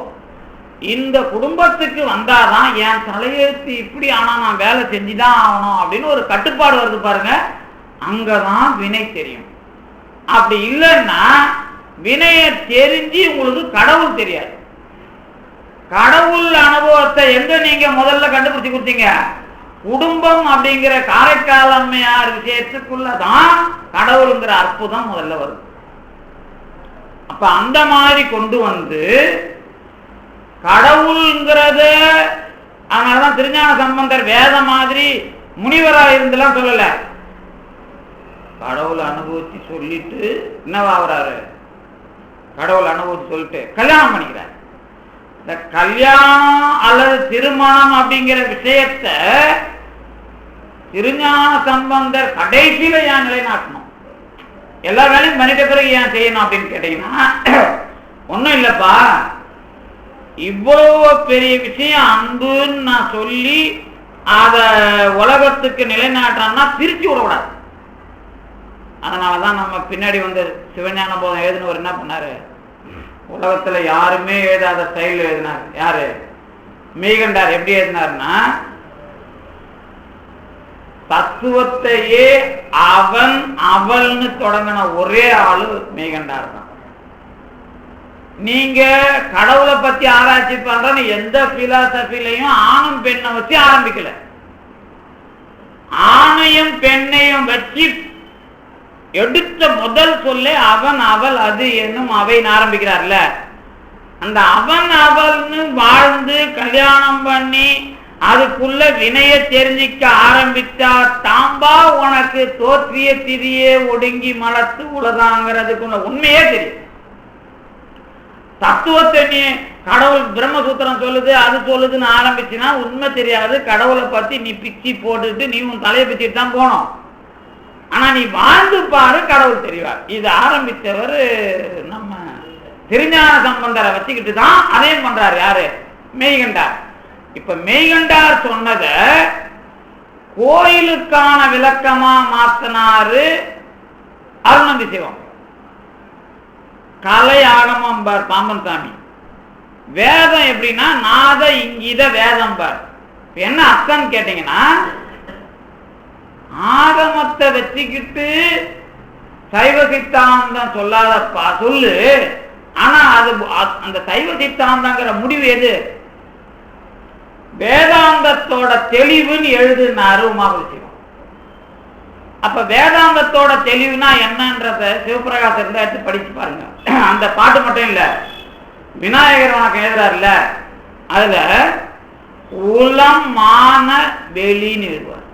விநாயகர் வாக்கு எந்த எடுத்து பார்த்தீங்கன்னா உளம் மான வெளி. இதுதான் பிரம்மபுரம், இதுதான் தகராலயம், இதுதான் சிதம்பரம். சிதம்பரம்னா என்ன நீங்க கொண்டு வரீங்க? சிதம்பரங்கிற கோயிலை எதுக்கு எழுப்புறீங்க? எதுக்கு எழுப்புறோம்? எதுக்கு எழுப்பியிருக்கிறோம்? திருஞான சம்பந்தர் பாடுறாரு வேதாரண்யத்துக்கு அப்புறம் திருவாய்மூர்ல, இவர் ஆள் நீர் வெளிப்படுமே சொல்ற பாட்டுல என்ன சொல்றா தெரியுமா? ஆடுகிற கடவுளாகிய நீ வரணுங்கிற.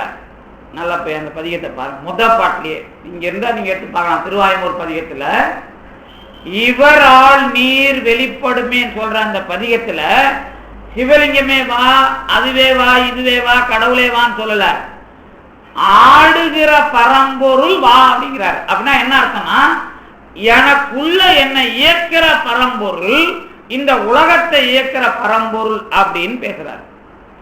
அதனாலதான் பேசும்போது ரெண்டு பேரும் பாடும்போது என்ன சொல்லுவாங்கன்னா, அந்த பாட்டை நீங்க ஆராய்ச்சி பண்ணுங்க. வேதாரண்யம் திருவாய்மூர் ரெண்டு பதிகத்தையும் சேர்த்து வச்சு பார்த்தீங்கன்னா, கடவுளோட விரல்ல இருந்து கடவுளோட உருவம் வரலாறு அத்தனையும் பேசுவாங்க, விஸ்வரூபமா பேசுவாங்க. ஏன் அப்படின்னா, எல்லாத்துக்குள்ளேயும் இருக்கிற கடவுள், இவரால் நீ உள்ளகிற கடவுள், இதை முழுச பார்த்ததுதான் பெண்ணா, அத வேதாரண்யம் அந்த ஊர். இப்ப அதை சொல்லணும்னா அதுக்கான இடம் எது? அதுக்கான இடமே எது? அந்த பேர்லயே அமைக்கப்பட்ட சிதம்பரம் கோயில், அதுதான் பிரம்மபுரம். அந்த அனுபவத்தை அந்த ஊர்க்காரர் பெற்றதுனால பிரம்மபுரம்னா சீகாழின்னு மாத்திட்டீங்க. திருவெழுகூற்று இருக்கே அப்படி கிடையாது. திருவெழுகூற்று இருக்கேன்னா என்னன்னு கேட்டா, கடவுள் எது என்று வேதத்தில் உபநிடதத்தில் சொல்லப்பட்டதோ அது இதய கமலத்தில் உள்ளது. அதை அனுபவிச்சாதான் உனக்கு முடிவு. நாரதருக்கு சந்தன் சொன்ன முடிவை ஒரு இடமாக உருவாக்கியே காட்டுகிற அமைப்பு. அதே சமயத்தில் இந்த பூமி மேலாண்டம் கீழாண்டத்துக்கு நடுவுல இதயமாக இருக்கிற இடம் சிதம்பரம். என்ன புரியுது? நமக்கு சிதம்பரம் எது? இதயம் என்கிற ஆகாயம். இந்த விராட் புருஷனுக்கு இதயம் எதுனா சிதம்பரம். அப்ப அந்த சிதம்பரம் தான் கோயில், அதுதான் பிரம்மபுரம், அதுதான் புண்டரீகபுரம். திருமாலோட இடம் இல்ல, கடவுளை இதயத்துல வச்சு அனுபவிச்சவன காட்டுறது அங்க திருமால் வழிபாடு. இப்ப நீங்க அங்க போய் நின்னா உங்களுக்கு வெறும் நடராஜர் மட்டும் இல்ல, அதை தாண்டி ஒரு ரகசியம் தெரியும். அதுதான் சிதம்பர ரகசியம். அதுதான் அந்ததான் பாமசாமி டெக்னிக்கலா இந்த ஆளுங்களுக்கு சிதம்பர ரகசியம் போட்டா மறுபடியும் விளங்காத போயிடும். தகராறு ரகசியம் போடுவோம்னு அதை போட்டார். ஆனா அது சிதம்பர ரகசியம் தான் அந்த நூலோட விளக்கமே. தகராலயத்தை அனுபவிக்கிறதுனா என்னன்னு இப்ப பேச போறேன். இது வரைக்கும் என்ன சொன்னேன்? சிதம்பரம் கோயில், திருப்பதியும் கோயில் மூத்த தரிப்பிரிகனா என்ன அப்படிங்கிற பேஸ். சிதம்பரம் ஒண்ணு இருக்கும், அது கோயில். மூத்த அப்படின்னா சிதம்பரம் ரகசியம். நடராஜர் விஷயம் வரும்போதுதான் இந்த ரகசியம் பேசுவாங்க. அதனாலதான் திருவாலங்காட்டு திருப்பதியும் மூத்த திருப்பதியும். அப்படின்னா என்ன அர்த்தம்னா, இதுக்கும் மேல ஒண்ணு நீங்க சொல்லுவீங்கல்ல. அதனாலதான் வைணவர்கள் என்ன பண்ணாங்க, வாசுதேவன் போட்டு அதுக்கு மேல பரவாசுதேவன் போட்டாங்க. ஏன்னா அதுக்கும் மேல நீங்க அனுபவிக்கிற விஷயமா நடராஜர், நடராஜருக்கும் மேல ரகசியம். இந்த ரகசியம்னா என்னன்னா, கடவுள் என்பவன் எந்த ஒன்றிலேயும் இல்லாம இல்லை, எந்த ஒன்றும் அவன் இல்லாம இல்லை. அப்படின்னா என்ன அர்த்தம்? எல்லாம் இருக்குது, அதது அமைப்புல இருக்குது, எந்த ஒன்றும் அவன் இல்லாம இல்லை. அப்படின்னா என்ன அர்த்தம்? இருமையின் ஒருமையும் ஒருமையின் பெருமை. இதுதான் கடவுளை பத்தின முடிவு அப்படின்றார் திருஞான சம்பந்தர். நீ வேதத்தை வச்சுக்கிட்டு அவன் ஒருத்தன் தான் சொல்லாத, எல்லாத்துக்குள்ளேயும் அவன் இருக்கிறான், அவன் இல்லாத எதுவும் இல்லை. அப்ப எல்லாம் இருக்குது, அவன் இருக்கிறான்னு அர்த்தம். ரெண்டும் இருக்குதுன்னு அர்த்தம், வேற ஒண்ணும் இல்லை.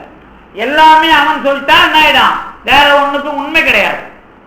எல்லாத்துக்குள்ளேயும் அவன் இருக்கிறான், அவன் இல்லாம எதுவும் இல்லைன்னு சொன்னாதான் இன்னொன்னு இருக்குது, அவன் இருக்கிறான். இந்த ரெண்டும் சேர்ந்துதான் இந்த உலகம் அப்படிங்கிற மாதிரி நீ முடிவை சொல்லு. அதுக்குள்ள இன்னும் நிறைய விளக்கம் இருக்குது. அதுக்குள்ள நான் அனுபவிச்சு நிக்கிறதும் அருணகிரிநாதர் சொல்றதுலாம் அதுக்குள்ள வருது. இது வரைக்கும் நீங்க சிதம்பரங்கிறத புரிஞ்சுக்கணும். அதுக்கப்புறம் என்னென்ன சொல்ல போறோம் அப்படின்னு கேட்டீங்கன்னா, இதை அனுபவிக்கிறது தான் நமச்சிவாய சொன்னாங்க. எதை? கடவுளை அனுபவிக்கிறதுக்கு நமச்சிவாய. இன்னைக்கு ஒரு நாள் மட்டும் ஒரு அரை மணி நேரம் முடிச்சுக்குவோம். ஏன்னா நமக்கு இருக்குது 2 நாள் தான். ஆனால் பெரிய விஷயத்த நான் சொல்லாமல் இருக்க முடியாது. ஆனால் சொல்லவும் நாளைக்கு வாய்ப்பு இருக்காது. இந்த நமச்சிவாயன் நீங்கள் இப்போ நிறைய பேருக்கு தீட்சை வாங்கியிருப்போம். சைவ சித்தாந்த பெருமன்றங்கிறதுனால கொஞ்சம் வெளிப்படையாகவே இதை விவாதிக்கணும். நமச்சிவாய சொல்லி உருட்ட சொல்லி தீட்சை கொடுத்துட்டாங்கல்ல, நமச்சிவாய மந்திரமா பேரா அப்படின்னு கேட்டால் நீங்கள் எல்லாரும் சொல்லியிருப்பீங்க. கவலையப்படாதீங்க, நீங்கள் பயப்படாமல் சொல்லலாம். அது மட்டும் நமச்சிவாயத்தை தீட்சை வாங்கி நான் தான் அடிக்கடி சொல்லுவேன். என்னன்னா, இந்த குருநாதர் சாம்பன் சாமி தீட்சை பற்றி பேசுவார். ஆனால் தீட்சை யாரும் கொடுக்கல. தீட்சை யாரும் கொடுக்கல. பெரிய ஆளுங்க யாரும் தீட்சைலாம் கொடுக்கல. யாருன்னா ஏன்னா எவனையும் அடிமையாக்க மாட்டாங்க. இந்த தீட்சை கொடுத்து அடிமையாக்குற குருநாதர் நிறைய இருக்கிறாங்க. கூட கொஞ்சம் சைடு எஃபெக்ட்ல வேற மந்திரமும் சொல்லி கொடுப்பாங்க. பிசினஸ் நேராக தீட்சை மட்டும் நமச்சிவாய சொல்லி கொடுக்கறது மட்டும் கூட ஆள் சேர்த்துக்கிறது இல்லை. கொஞ்சம் பணம் உள்ளவங்க வேற தொழில் செய்யறவங்க இருக்கிறாங்கல்ல, அவங்களுக்கு சைடு எஃபெக்ட்ல இந்த இன்னொரு மந்திரம் கொடுப்பாங்க. அதை சொல்லி அவங்க சம்பாதிச்சு உங்களுக்கு நான் காசு கொடுக்கணும். இப்போ இப்படிலாம் இருக்கும். இது நமச்சிவாய சொல்லி நீங்க தெளிவா மேல வந்தீங்களா அப்படின்னு கேட்டா என்ன சொல்றாரு உமாவி சிவாச்சாரியார்? என்ன சொல்றாரு? நான் முதலா ஓதில் அருள் நாடாது, சி முதலா ஓது நீ சென்று குறித்து. உமாவி சிவாச்சாரியார் சொல்றாரா இல்லையா? மாத்தினீங்களா இல்லையா மந்திரத்தை? இல்ல அவங்க மாத்தினாங்களா இல்லையா? சிவைய நமன் மாற்றி குருநாதருக்கு ஏன் கொடுக்கல? கேள்வி கேட்கணுமா இல்லையா? உமாவி சிவாச்சாரியார் படிச்சிருந்தான், சைவ சித்தாந்தம் படிச்சிருந்தா என்ன கேள்வி கேட்கணும்? எப்போ நமச்சிவாயன்னு சொன்னா அருள் வராதுன்னு எங்க குலகுரு உமாவி சிவாச்சாரியார் சொல்லுகிறாரு. நாங்க அப்படி இல்லைன்னா 8 சாத்திரத்தையும் தூக்கி வெட்ட வச்சிடணும். ஒண்ணு இப்படி வா, இல்ல அப்படி போ.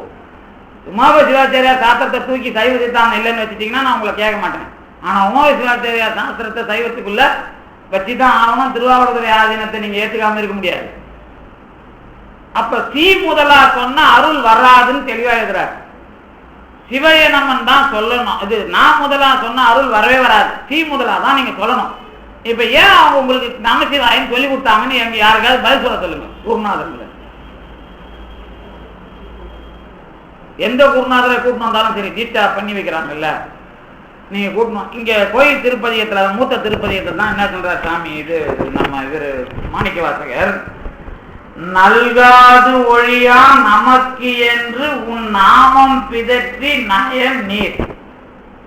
கடைசி பாட்டு நாமத்தை பிதற்றிங்கிறார். நமச்சிவாயன் சொன்னதும் இவர் தான். இவர் மாணிக்கவாசருடைய திருவாசகம் வேணாமோ நாம சொல்ல மாட்டோம். அப்ப நமச்சிவாயனா எதுக்கு? இதுதான் சார் பிரச்சனை. இதை சொல்லிட்டீங்கன்னா உடையால் உந்த நடு இருக்கும் உடையால் நடுவுள் நீ இருத்தினா அனுபவிக்க நீங்க போலாம். அப்படி இல்லைன்னா கண்டிப்பா அனுபவிக்க முடியாது. இந்த பாட்டை அனுபவிக்கணும்னா எந்த பாட்டு வேணும்னு கேட்டா, திருமூலர் கூத்து சொல்றாருல, என்ன பாட்டு? திருக்கூத்து தரிசனத்துல முதல் பாட்டு, எங்கும் திருமேனி எங்கும் சிவசக்தி எங்கும் சிதம்பரம். இதான கோயில் மூத்த திருப்பதி. இதுக்கு இதுதான் மாணிக்க வாசகர் தெளிவா கவனமா சொல்றார். எங்கும் திருமேனி எங்கும் சிவசக்தி, அதுதான் உடையால் உந்த நடு இருக்கும் உடையால் நடுவுள் நீ இருத்தி அடியே நடுவுள் இருவீரும் இருப்பது. இந்த எங்கும் திருமேனி எங்கும் சிவசக்தி எங்கும் சிதம்பரம் எங்கும் திருநட்டம் எங்கும் சிவமாயிருத்தலால் எங்கெங்கும் தங்கும் சிவன் அருள் தன் விளையாட்டு தான் இது. இது நீங்க கோயில் மூத்த திருப்பதியும் கோயில் திருப்பதியும் இந்த எங்கும் திருமேனி எங்கும் சிவசக்தின்னு அனுபவிக்கிற அந்த அனுபவம் தான் முதல் பாட்டு. கோயில் மூத்த திருப்பதியத்தில் இருக்கிற முதல் பாட்டு. இப்போ நமசிவாயன் சிவைய நமக்கு நான் தெளிவுபடுத்தினாதான் இதை சொல்ல முடியும். இப்ப நான் அர்த்தம் தெரிஞ்சு போயிருவேன். சிவைய நம்ம எழுதி உடையா சிவைய சிவ எழுதுவாங்க, அதுக்கு அதான் எழுதுவாங்க. சிவைய சிவ எழுதி நீங்க அதை எழுதி பாருங்க போர்டில். யாராவது ஒரு அல்பம் எழுதினீங்கன்னா சரிதான். இந்த சிவைய சிவ எழுதி ஒரு சிவைய சிவ எழுதி விடுங்க. இந்த சிவைய சிவ எழுதி 2 சீக்கு நடுவுல வா வரும். சிவைய சிவ எழுதி நீங்க நோட்ல எழுதி பாருங்களேன். சிவைய சிவ எழுதினீங்கன்னா 2 சீக்கு நடுவுல வா வரும். சிவ சிவ முதல்ல எழுதுங்க. சிவ சிவ அதுக்கப்புறம் தான் சிவைய சிவ எழுத போறீங்க. சிவ சிவ எழுதுனா 2 வாக்கு நடுவுல சி, 2 சீக்கு நடுவுல வா, அதானே நம்ம ஆளுங்க எழுதுவாங்க. இந்த சிவ சிவன் எழுத யார் கற்றுக் கொடுத்தா? அது எழுத கற்றுக் கொடுத்தா தானே இதுக்கு இப்படி எழுத முடியும். நம்ம ஆளுங்க தான் மந்திரம்ட்டாங்கல்ல, அதான் கடவுள் இவங்களுக்குலாம். உடனே அதை வச்சுக்கிட்டு இவங்க ஏமாத்துறது. சிவ சிவன் எழுத சொல்லி யார் கற்றுக் கொடுத்தா? முதல்ல உமாபதி எங்க எழுத கற்றுக் கொடுத்தாரு? எழுத கற்றுக் கொடுத்துருக்குல்ல. சரி, சிவ சிவன் அவர் எழுதினார்ல, சிவ சிவ என்கிலர் தீவினையாளர், அதை வச்சுதான் உங்களுக்கு தெரிஞ்சது. அப்பதான் இறைவன் அருள்னான்னு நீ இறைவனையும் அருளையும் தெரிஞ்சிக்கலன்னா நீ தீவினையானவன் அர்த்தம்.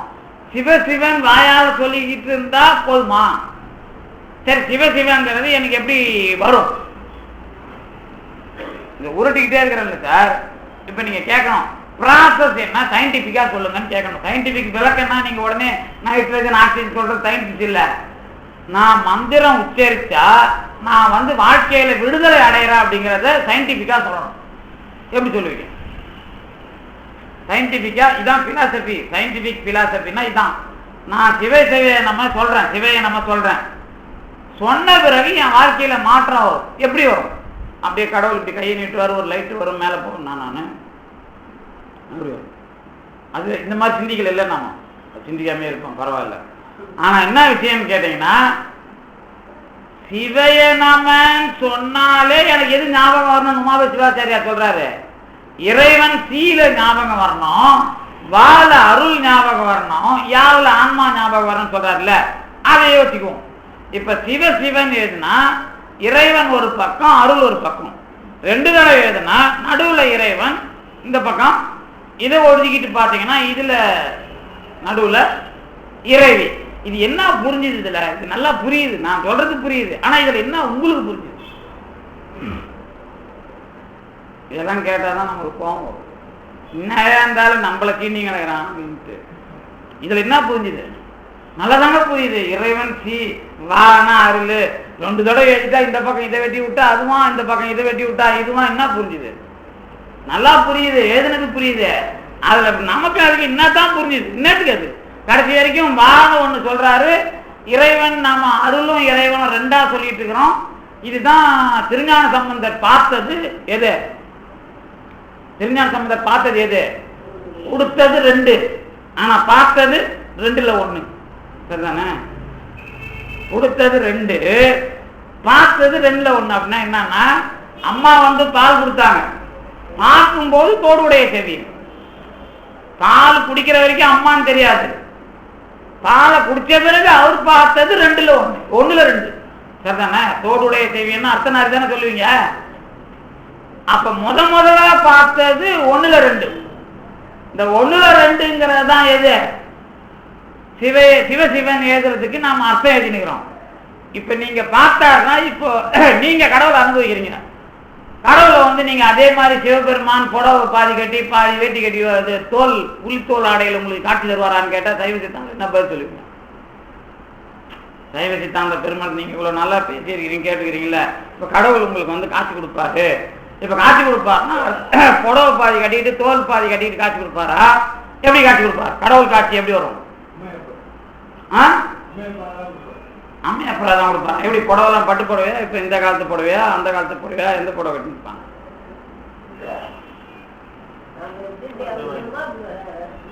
தான் பிரம்மங்கிறது. கடவுளுக்கு உருவமும் கிடையாது, நாமமும் கிடையாது. சொல்ல தெரிஞ்சா கடவுள் அப்படிலாம் வரமாட்டான். சும்மா அது நம்ம மக்களுக்கு சொல்றது. அது குறியீடு, அடையாளமா சொல்றது. எந்த காலத்துல புடவை கட்டின்னு உங்களுக்கு வருவாங்க? எந்த புடவை, யார் வீட்டு புடவை வாங்கிட்டு வருவாங்க? சம்பந்தர் தோடுடைய செய்தியும் சொல்றாருல்ல. சம்பந்தரே சொல்றாரு, இருமையின் ஒருமையும் சொல்றாரு. ஒரு இடத்துல நீங்க இதெல்லாம் இல்ல, சுடர்வண்ணனது இடம், இவ்வளவுதான் கடவுள். இதுதான் காரைக்காலமையார் காட்டி கொடுத்த கடவுள். ஊர்ல இருக்கிறவங்க போய் ரோட்ல போய் நான் சைவ சித்தாந்தத்துல சிவன் பார்வதின்னு சொன்னாதான் அவன் கேட்பான். நான் போய் ஜோதி என்ன கேட்பானா? போய் ஆட மாட்டான். எதுக்கு ஐயப்பன் அதிகமா கொண்டாடப்படுறாரு?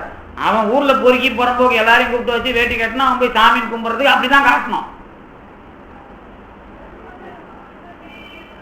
அப்படித்தானே காட்டணும்.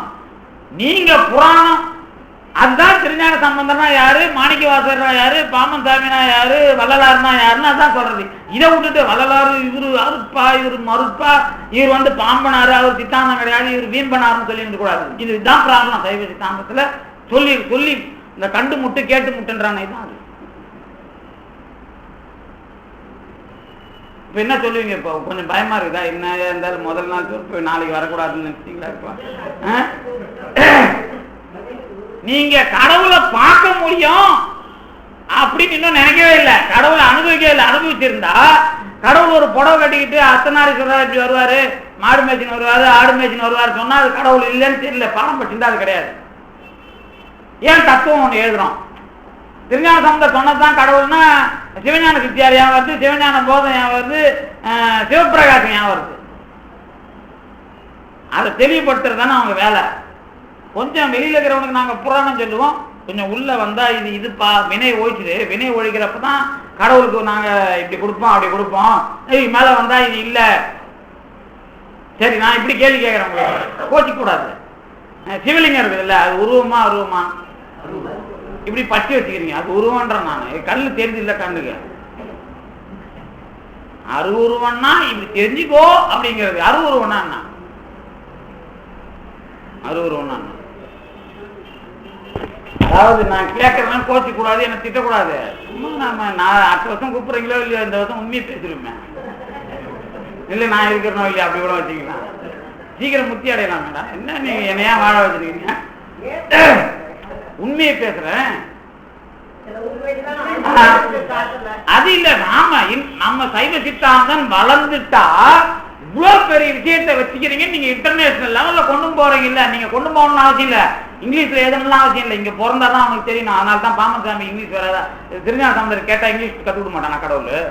லட்டின் கற்றுக் கொடுக்க மாட்டானா? பிரெஞ்சு கற்றுக் கொடுக்க மாட்டானா? கொடுப்பான்ல. அப்ப ஏன் அதெல்லாம் எழுதல? இந்த ரேடியஸ்ல இங்க பிறந்தீங்கன்னா தான் நீங்க அனுபவிக்க முடியும். இந்த ரேடியஸ் தான் வந்து இதயம், இதுதான் விராட் புருஷனுக்கு இதயம். இங்கதான்பா அதை நீ அகம், நான் எனக்குள்ள இறைவன், அந்த இறைவன் புறம். அவனை இவனை கலந்தா இருமையின் ஒருமையும் ஒருமையின் பெருமையும் ரெண்டு பிட்டு. இதுதான் அம்மா பொருள் ஒன்றும் அறிந்திரன். இதை தவிர வேற ஒன்றும் கிடையாது. நானும் இருப்பேன், அவனும் இருப்பான், ஆனா அதை தவிர வேற ஒன்றும் இல்லை. அவன் கூட சேர்ந்துட்ட பிறகு வேற ஒன்றும் இல்லை, ஆனா நானும் இருக்கிறேன் அவனும் இருக்கிறான், அதை தாண்டி ஒன்றும் இல்லை. இப்படி எழுதினார் பாமன் சாமி விளக்கம். பாமன் சாமி தகராறு இடத்துல இந்த பாட்டை எடுத்து எழுதுறாரு. அம்மா பொருள் ஒன்றும் அறிந்திரனே என்ன அர்த்தம் கேட்டா, வியப்புலாம் கிடையாதுப்பா, நானும் அவனை சேர்ந்துட்ட பிறகு அவனையும் என்ன தாண்டி வேற ஒன்றும் இல்லை அப்படின்னு விளக்கம் சொல்லணும். தகராறு ரகசியத்தில் அதுக்கு ஒரு பக்கம் ஒதுக்குறார் பாமன் சாமி. நிறைய பாட்டுக்கு விளக்கம் எழுதுகிறார் பாமன் சாமி. திருமந்திரம் இந்த மாதிரி, அருணகிரிநாதர், அப்புறம் பாமன் சாமி இது திருஞான சம்பந்தர் தோடுடைய சேவியன் பாட்டு இருக்குது இல்ல, அது கடைசி பாட்டு என்ன? அருநெறிய மறைவல்ல முனியகன் பொய்கையலர் மேய பெருநெறிய பிரமாபுரம் ஏவிய பெம்மான் இவன் தன்னை ஒரு நெறிய மனம் வைத்து உணர் ஞான சம்பந்தம்னா என்ன அர்த்தம் தெரியுமாப்பா? அருநெறியாகிய மறை இருக்குது, வேதம் இருக்குது, அதுல பிரம்மாபுரங்கிற தகராலயம் இருக்குது. அதை அனுபவிச்ச முனிவர்கள் சொன்னதை திருஞான சம்பந்தர் அனுபவிச்சதாம்ப ஒரு நெறிய மனம் வைத்து உணர் ஞான சம்பந்தன் அவர் சொன்னதுதான் முடிவு. அதைத்தான் நாங்களாம் சொல்றோம் பாமன் சாமி சொன்னார். அதுக்கு முன்னாடி சொன்னவர் வள்ளலார். கடைக்காப்புல எனக்கு உண்மையை உபதேசிச்சான் திருஞான சம்பந்தன் வள்ளலார் சொல்லிட்டு தான் திரு கடைக்காப்பு அதனால் மெய்மொழி பொருள் எனக்கு கிடைச்சதுன்னு அவர் எழுதுறார். அவர் ஏன் சொன்னார், இவர் ஏன் சொன்னாருன்னு அப்புறம் படிப்போம். இப்ப சிவையே நம்மனா என்ன அப்படின்னு கேட்டீங்கன்னா, நீங்க உருட்ட உருட்ட என்ன வரணும்? பெருமான் முன்னகிறான், நான் பின்னாடிக்கிறேன்னு தெரியணும். முன்னின்று ஆண்டாய் எனை முன்னம் யானும் அதுவே முயல் முயல் முயல் ஊற்று பின்னின்று ஏவல் செய்கின்றேன் பிற்பட்டு ஒழிந்தேன் பெம்மானே. நீ முன்னாடி என்ன ஆட்கொண்ட, நான் உனக்கு வந்து பின்னாடி தெரிஞ்சுக்கிட்டேன். முன்னாடி ஆட்கொண்டா ஆணவத்தில் இருந்த காலத்தில் ஆட்கொண்டது ஒண்ணு. நான் முதல்ல அறிவாளி தான், ஆனா பின்னாடி தான் எனக்கு உன்னால அறிவு வருது. அறிவு வந்தாலும் நான் பிற்பட்டு ஒழிந்தேன். எனக்கு விவரம் பத்தல அப்படின்னா என்ன அர்த்தம்? சிவைய நம்ம சொன்னா உலகத்துல எல்லா காரியமும் இறைவன் இல்லாம நான் எந்த அயோக்கியத்தனத்தை பண்ணக்கூடாதுன்னு நினைக்கணும். கடவுள் செருப்புல இல்ல, உள்ள அந்தரங்கத்துல இல்ல, பெட்ரூம்ல இல்ல, கக்கூஸ்ல இல்லன்னு நினைக்க கூடாது. எல்லா இடத்துலயும் இருக்கிறாருன்னு அனுபவம் வருதுன்னா சிவைய நம்ம சரியா உருட்டுனீங்கன்னு அர்த்தம். சிவைய நமன்னு சொல்லிக்கிட்டே, அதுவும் நிறைய பேரை பார்க்குறேன் இந்த இது நம்ம உருட்டுறவங்கள இப்படியே உருட்டி நம்ம கிட்ட பேசிட்டு இருப்பான். எனக்கு இந்த சக்கரையம்மா கோயிலில் ஒருத்தர் அடிக்கடி பார்ப்பேன் நான். இப்படியே உருட்டிட்டு இருப்பாரு, நம்ம கிட்ட பேசிட்டு இருப்பாரு, எல்லா வேலையும் பார்த்துட்டு இருப்பாரு, வேலை பார்க்கலாம். ஆனா பேசுறதுங்கிறது அந்த எண்ணத்தை மாத்துறது. நீங்க தியானம் இப்ப உருட்டிக்கிட்டே இருந்தா தியானத்துல என்ன புண்ணியம்? இப்ப நிறைய பேர் தீட்சை வாங்கி உருட்டிக்கிட்டே இருக்கிறோம்ல, அதுக்கு என்ன பிரயோஜனம்? மேல ஒரு தடவை உருட்டத்தான், இது திருப்பி ஒரு தடவை கீழே ஒரு தடவை உருட்டத்தான், அது கீழே வத்தையும் இது மேல வத்தையும் உருட்டி என்ன பிரயோஜனம்? என்ன பண்ணுவீங்க? உருட்டி என்ன பிரயோஜனம்? சும்மா ஏதாவது சொல்லுங்க. நீங்களும் 50 வருஷமா தீட்சை வாங்கியிருப்பீங்க, உருட்டி இருப்பீங்க, என்ன பிரயோஜனம் இல்லையா? சரி, என்ன பிரயோஜனம்? இங்க பாரு ரொம்ப கேவலமா ஆகிட்டாங்க. நான் இந்த கேள்வி கேட்கறதுனால அப்படி பண்ணிட்டாங்க பயந்து. அது இல்ல பாம்பன் சாமி சொல்றாரு, நல்ல குளத்துல பிறப்பீங்க, அப்ப கடவுள் நல்லா ஒண்ணு அனுபவிக்க முடியுங்கிற. நீ கீழே போயிட மாட்ட. ஆனா என்ன கிடைக்காதுன்னா, அதை உருட்டுறது எதுக்கு உருட்டுறீங்க? கடவுள்கிட்ட போயிடுவேன் நினைக்கிறேன், அது முடியாது. கொஞ்சம் நல்ல குளத்துல பிறக்கிறதுனா என்ன? ஜாதி நல்ல ஜாதியில பிறக்கிறது இல்ல. முதல்ல கடவுள் அனுபவிக்கிற சூழ்நிலை உள்ள குடும்பத்தில், அதுதான் தொண்டரோடு கூட்டு கண்டா இனம் என தொண்டரோடு மினக்கிடும் கெட்டி. முதல்ல தான் இது. அதுக்கப்புறம் என்ன பண்ணுவான் தெரியல? நீங்க நல்லா அனுபவிக்கணும் என்ன பண்ணுவான்? ஒண்ணு நீங்க பைத்தியக்கார மாதிரி ஓடணும், இல்ல உங்களை சுத்தி எல்லாம் பைத்தியக்காரனா இருக்கணும். பைத்தியக்காரனா மென்டல் இல்ல, உங்க அம்மா நல்லவளா இருக்கக்கூடாது, பொண்டாட்டி நல்லவளா இருக்கக்கூடாது, புள்ள நல்லவனா இருக்கக்கூடாது, அப்பதான் நீங்க ஓடுவீங்க. அந்த மாதிரி ஒரு சுச்சுவேஷன். அவங்களுக்கு எப்படி வினை இருக்குன்னா, அது உருப்படாத குடும்பத்துக்கு பிறக்கணுமா இருக்கணும், அது மாதிரி அங்க பிறக்கும். உங்களுக்கு வினை செட்டிங்ஸ் எப்படின்னா, உங்க வினை மட்டும் இல்ல அடுத்தவங்க வினை சேரும். யார் வினை யாருக்கும் போவாது. எதுலாம் அப்பா நல்லா இருக்க கூடாது, அப்பா வாழக்கூடாதுன்னு ஆன்மா இருக்குது, அதெல்லாம் சேர்த்து முதல்ல பிறக்க வச்சிருவான். யார் ஒருத்தர் அந்த குடும்பத்துல பிறந்து ஞானம் அடையணுமோ இவர் அங்க கொண்டு போய் சொல்லிவிடுவான். இவங்க அவனுக்கு இவனால அவன் பிறகுல, அவனால இவன் பிறகுல. ஆனா இந்த செட்டிங்ஸ் பண்றதுதான் பெருமான். இதுதான் எல்லாம் சிவன் செயல் என்று அறின்னு குருஞான சம்பந்தர் பண்ணார். இந்த மாதிரி வினை வர்றதுக்கு தான் எதை உருட்டுறான்? பெருமான் முன்னாடிக்கிறான். நீ உருட்ட உருட்ட நீ அவன் பின்னாடி எந்த அளவுக்கு இருக்கிற, அவன் கூட எந்த அளவுக்கு போய் சேர்ற. இதுதான் சிவைய நம்ம உருட்டுறதோட வேலை. இந்த சிவைய நமங்கிறது எது? ஒன்னொன்னுத்துக்கும் அர்த்தம் இருக்குது. ஆனா நமசிவாயாவுக்கு என்ன இல்ல, என்ன இல்ல, நமசிவாயாவுக்கு என்ன இல்ல, அர்த்தம் கிடையாது. நமசிவாயாவுக்கு அர்த்தம் சொல்லக்கூடாது. நமசிவாயாவுக்கு அர்த்தம் சொல்லக்கூடாது. நமசிவாயங்கிறது என்ன அப்படின்னு கேட்டீங்கன்னா, நாமம் பேர் தான். இது சொல்லிட்டீங்கன்னா இந்த கோயில் திருப்பதிகம், கோயில் மூத்த திருப்பதிகத்துல இந்த சிவய நமங்கிறது தான் இறைவன் ஆடுற ஆட்டத்துக்கு மூலமான எழுத்து. அதை படிச்சிருப்பீங்கல்ல, உண்மை விளக்கம் படிக்கிறவங்களுக்கு தெரியும். சிவய நமங்கிறதா பெருமான் முயலகங்கிற நகரத்தை அழுத்தி யகரங்கிற ஆன்மாவை தூக்கி வினைய மலம், அதாவது நகரம் என்கிற மலைய, அதாவது மகரம் தான் முயலகன், நகரம் தான் வினை, இந்த ஆணவம் கண்ணும். அதை அங்கியில சுடுறான், நெருப்புல சுடுறான். யகரங்கிற ஆன்மாவை தூக்குறான், மகரங்கிற ஆணவத்தை அழுத்துறான், மகரங்கிற அபயகரம் காட்டுறான், சிகரங்கிற தனக்குள்ள சேர்த்துக்கிறான். இதான் 5 எழுத்தால் அபாயமர நின்று ஆடுவான். சிட்டன் சிவாய நம என்னும் எழுத்து அஞ்சாலே அபாயமர நின்று ஆடுவான். இது 5 எழுத்து. இந்த 5 எழுத்துல ஆடுற இறைவனை உடம்புக்கு தாண்டி நீங்க அனுபவிக்கிறீங்கல்ல. நாம உடம்பு தாண்டி அனுபவிச்சோமா, உடம்புக்குள்ள அனுபவிச்சோமா? சிவயனம்ங்கிறது ஆடுறான்ல, அதுல உடம்பு எங்க இருக்கு? என்ன சொல்லுவீங்க? உண்மை விளக்கத்தையும் நீங்க இப்படி பிரிச்சு போட்டு படிக்கணும். இந்த திருவைந்தத்தை வச்சு நடனத்தை விளக்குறாங்கல்ல, அதுல என்ன சொல்லுவோம்? இதை நான் எங்கேயும் வெளியே போய் பேசல, சைவ சித்தாந்தம் படித்த அன்பர்கள்ட்ட பேசுறேன். இல்லாட்டா நான் 5 எழுத்து நடத்திட்டு தான் பேசணும். அப்புறம் இப்ப நமக்கு எல்லாருக்கும் ஓரளவுக்கு சைவ சித்தாந்தம் தெரியும் இல்ல, எல்லாரும் அது ஒன்றும் பிரச்சனை இல்லை இல்ல. ஏன்னா எனக்கு பிரச்சனை வந்துக்கூடாது. அப்ப நீங்க சைவ சித்தாந்தம் படிக்கலன்னு ஒத்துக்கணும், என்கிட்ட முறையா கிளாஸ் கேட்கணும். ஆளுக்கு ஒரு 50,000 ஆகும், பரவாயில்லையா? என்ன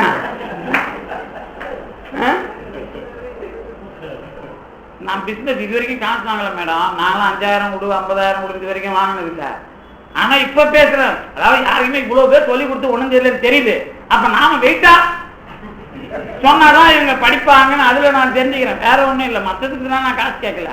வேணா நீங்க ஏதாவது நீங்களே ஒரு இடம் கட்டி நீங்க தான்ப்பா சாப்பிட எல்லாம் நேற்று கேட்டாரு, ஏங்க இது ராமகிருஷ்ண மடம் எப்போ வந்து இவ்வளவு பெரிய இது தலைவருக்கு எங்கெங்கயோ கேட்டுப்பாரு, ஒருத்தனை இடம் கொடுக்க மாட்டாங்க.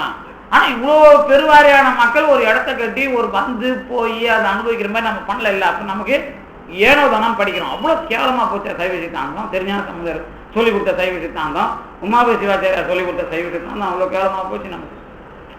அவங்களாம் ஒண்ணுமே இல்லை சார். நம்ம விவேகானந்தர் பிலாசபி அவருக்கு தெரியலன்னு சோமசுந்தர நாயகர் ஜல்லநாயகெல்லாம் பேசிட்டாங்க. வேதத்துல உனக்கு நீ தப்பா சொல்றன்னு திருஞான சம்பந்தர் பேசிட்டாரு. ஆனா இவ்வளவு பெரிய உண்மையை அனுபவிச்சு இவ்வளவு பெரிய அளவுல அதை அனுபவிச்சு நாம அனுபவிக்கிறது ஒரு அமைப்பை சென்னையில போகணும் தானே. நம்ம வீர சைவத்துல இருந்தாலும் உமாபதி சிவாச்சாரியாருக்கு நன்றி மறக்காம ஞானியார் சாமி சைவ சித்தாந்த பெருமட்டத்தை தோற்றுவிச்சார். ஞானியார் சாமி நமக்கு செய்யல. வீரசைவங்கிற மடம் 64 இடத்த உருவாக்கி கொடுத்து சைவத்துக்கு 64 இடத்த உருவாக்கி கொடுத்தவர் நம்ம உமாபதி சிவாச்சாரியார் மரபுல வந்த சித்தர் சிவப்பிரகாசர். சித்தர் சிவப்பிரகாசர் இல்லைன்னா வீரசைவத்துக்கு 64 இடம் கிடையாது, திருவாவூர்துறைக்கு 64 இடம் கிடையாது. நீங்க சித்தர் சிவப்பிரகாசரே வேணா பூஜா சொல்றான்னு கேட்டு உட்காந்துக்கிறீங்க, அதானே? அதான் நம்ம நிலவரம். அவர் தான் அந்த சித்தர் சிவப்பிரகாசர் தான் திருவாரூரை முதல் குரு திருவாரூர்ல இருந்து வந்தவர் இருக்கிறாருல்ல, அவர் சதுரம் கட்டிக்கிட்டு அதுக்குள்ளேயே உட்காந்து தவம் பண்ணிட்டு வெளியே வர மாட்டார். அவருக்கு ஒரு 2-3 கேள்வி இருந்தது. அவருக்கு உமாபதி சிவாச்சாரியார் சிஷியர் என்ன சொல்லிட்டு போறாரு, அந்த இதற்கு உன் சிஷி ஒருத்தன் உனக்கு புரிய வைப்பான்ட்டு போயிடுறாரு. அப்புறம் இந்த சித்தர் சிவப்பிரகாசர் அவருக்கு சொல்லி கொடுத்து அவர் அந்த ரவுண்டை விட்டு வெளியே வர மாட்டார். குகை நமச்சிவாயர்னு அந்த ரவுண்டு தான் அவருக்கு குகை. இவர் என்ன பண்றாருன்னா, நீங்க இங்கேயே இருங்க, நடராஜருக்கு அபிஷேகத்துல இருந்து எல்லா வேலையும் வேலூர் வரைக்கும் போய் திருவண்ணாமலையில பெருசா தங்கி அவர் 2 வேலை நீங்க வரலாறு கொஞ்சம் தெரிஞ்சுங்களேன்.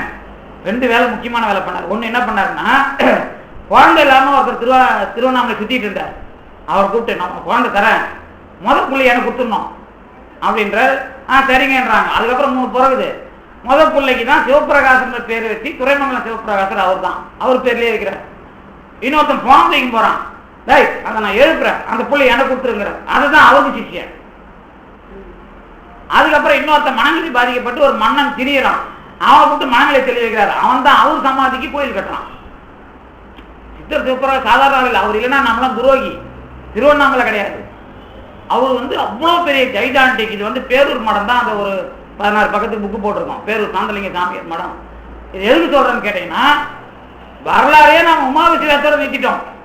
அப்புறம் தான் தெரியணும், ஓஹோ இதுல இருக்கிற சிக்கலை யார் தீர்க்கிறார். நான் இவ்வளவு படிச்சதுனால உங்களுக்கு சிக்கல் தீர்க்க பேசுறேன். நீங்க வெறும் அதுக்குதான் நான் சொன்னேன், திருஞான சம்பந்தர் சொல்லிட்டு போன பிறகு நம்மள மாதிரி ஆளு கேள்வி வருது இல்ல, அந்த கேள்விக்கு பதில் சொல்லணும்னா ஒடிவில் எடுக்க எடுத்துப்படி, வள்ளலார் எடுத்துப்படி, பாமசாமி எடுத்து படிச்சாதான் உனக்கு இது புரியும் அப்படின்னு சொல்றேன். இல்ல வேற ஒண்ணும் இல்ல, பாமசாமி தனியால் கிடையாது. சைவ சித்தாந்தத்தை தப்பா, அது கரெக்டு தான், ஆனா விளக்கம் தப்பா கொண்டு போறானுங்க. ஆனா அது நம்ம அப்படி கொண்டு போட அத்தியாத்திரமே சுத்தாத்வைத வைதிக போடுவோமே, அப்பதான் இவங்களுக்கு சரியா புரியும் அப்படின்னு போறாருல்ல. இவர் வேற இல்ல, தப்பா பேசிட்டு இருக்காரு. இன்னும் எல்லாத்தையும் படிச்சுட்டு சொல்லு, எல்லாத்தையும் அனுபவிச்சு சொல்லு அப்படின்னு பேர் கொடுக்குறாரு.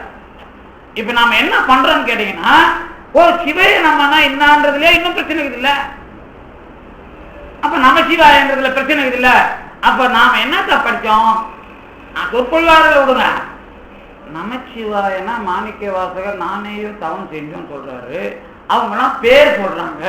அது இல்லைன்னா நான் கடல்ல இருந்து வெளியே வந்திருக்க முடியாதுன்னு திருநாவுக்கரசர் சொல்றாரு. அப்படின்னா என்ன, நான் இன்னைக்கு பெருசா சொல்லனாலும் அந்த ஒண்ணை மட்டும் ஒரு 5 நிமிஷத்துல சொல்லிடுறேன். என்ன அப்படின்னு கேட்டீங்கன்னா, இப்போ நாம இருக்கிறேன்னு வச்சுங்களேன், நாமெல்லாம் யாரு, மனிதர்கள்.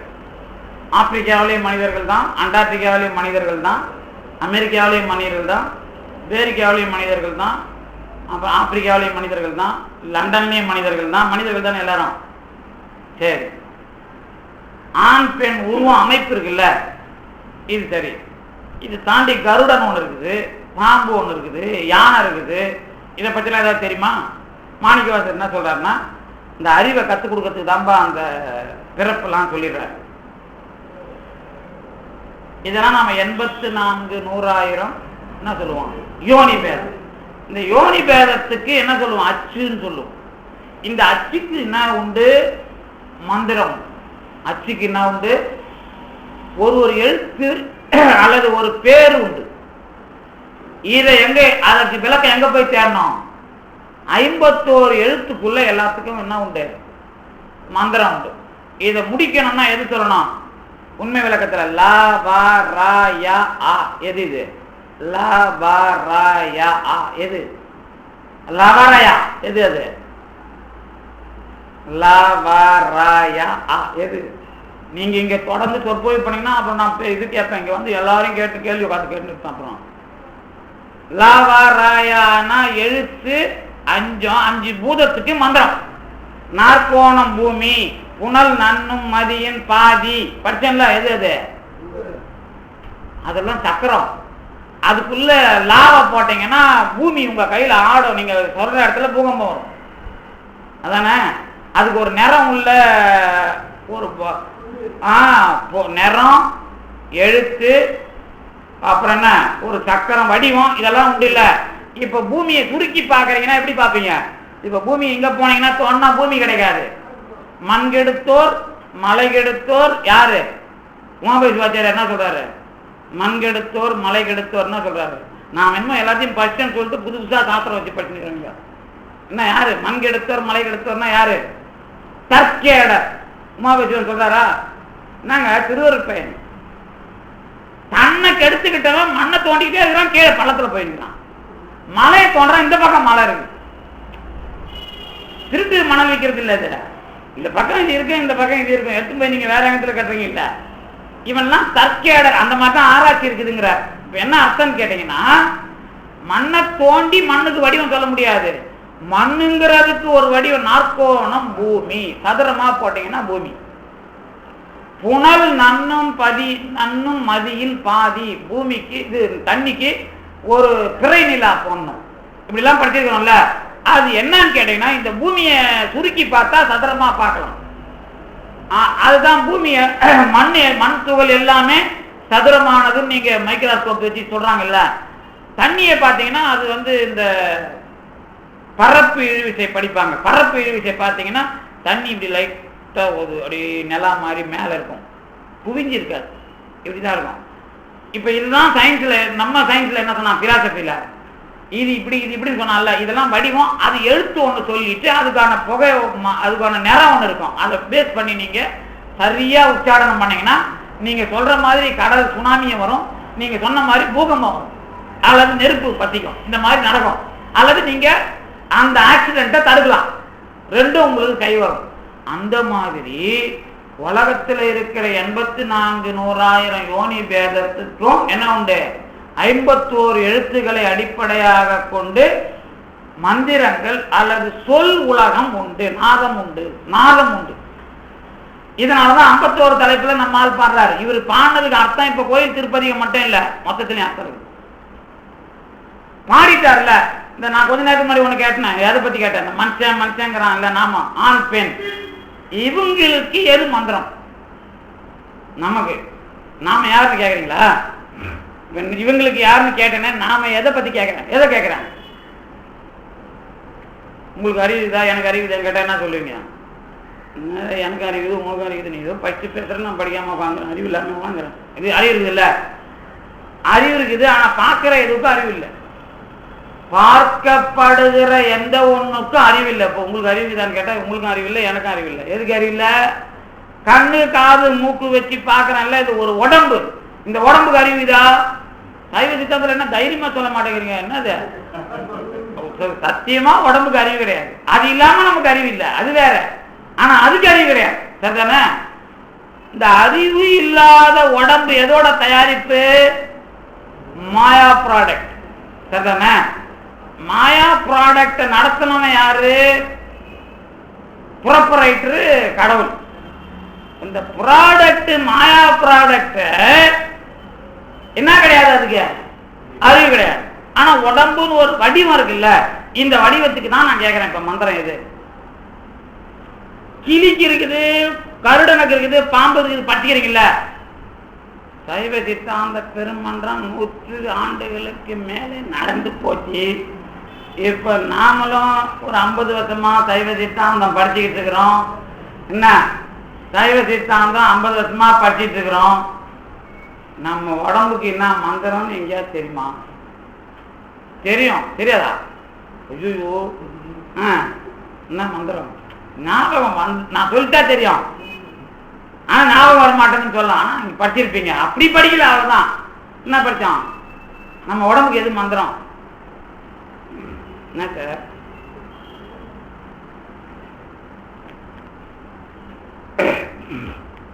சரி, இறைவனுடைய திருமேனி எது? இறைவனுடைய திருமேனி எது? இறைவனுடைய திருமேனி எது? அதனாலதான் 2ஆ வச்சான். இறைவன் உருவம் கிடையாது, வான் வச்சா அருள், அதான் உருவம். அருள் திரு மேனின் படிச்சிருப்பீங்களா? நிறுத்துவன் நினைந்த மேனி அருளினாலே, சிவஞான சித்தியார் படிச்சிருக்கீங்களா? அப்ப அருள்ங்கிறத வான்னு ஏன் வச்சுக்கிறான் கடைசி வரைக்கும்? அருள் தான் வா, அதுதான் திருமேனி, அதுதான் மாயைக்கும் இடம். சரிதானே?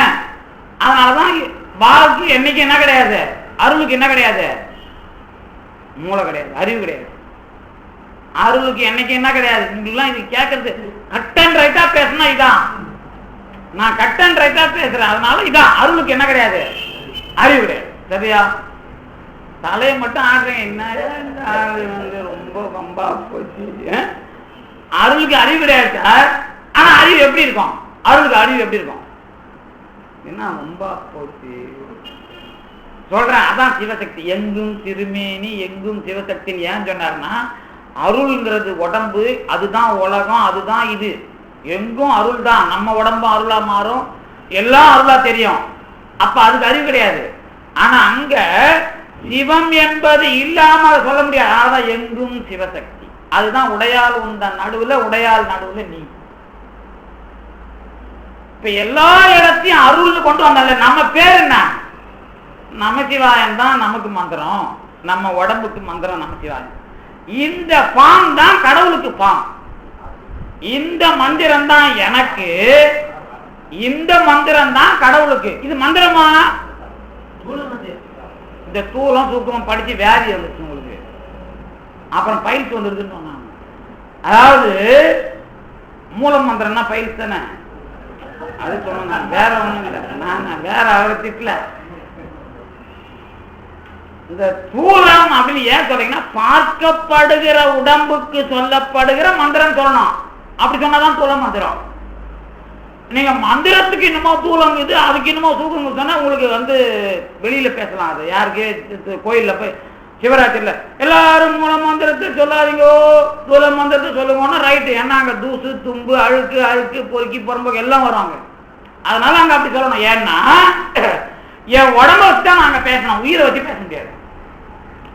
உயிர்னு ஒண்ணு தனியாகுதுன்னு சொன்னாதான் சிவயனமங்கிறத பத்தி பேச முடியும்.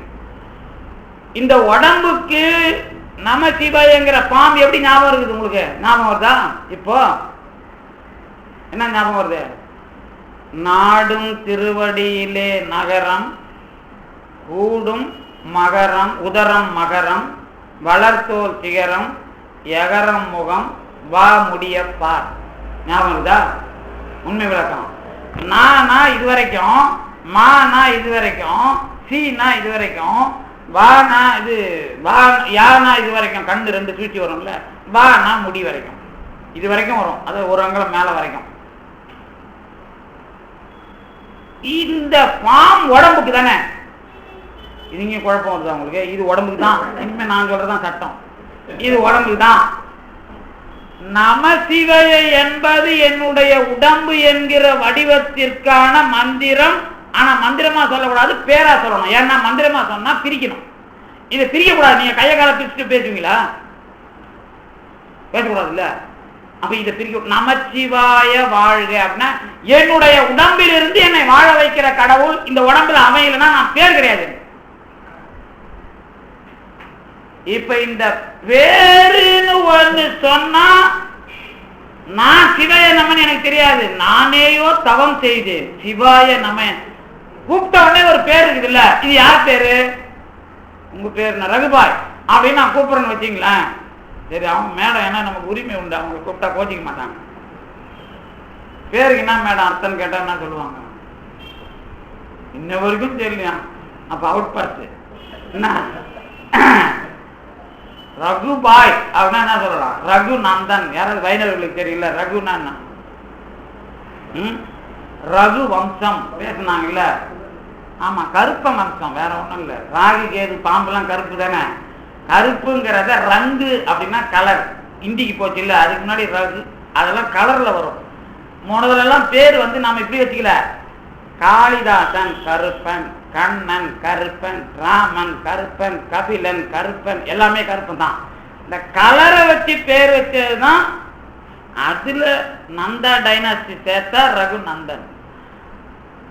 இங்க நீங்க பாய் பேசுனீங்கன்னா கொஞ்சம் வேற கலப்பு.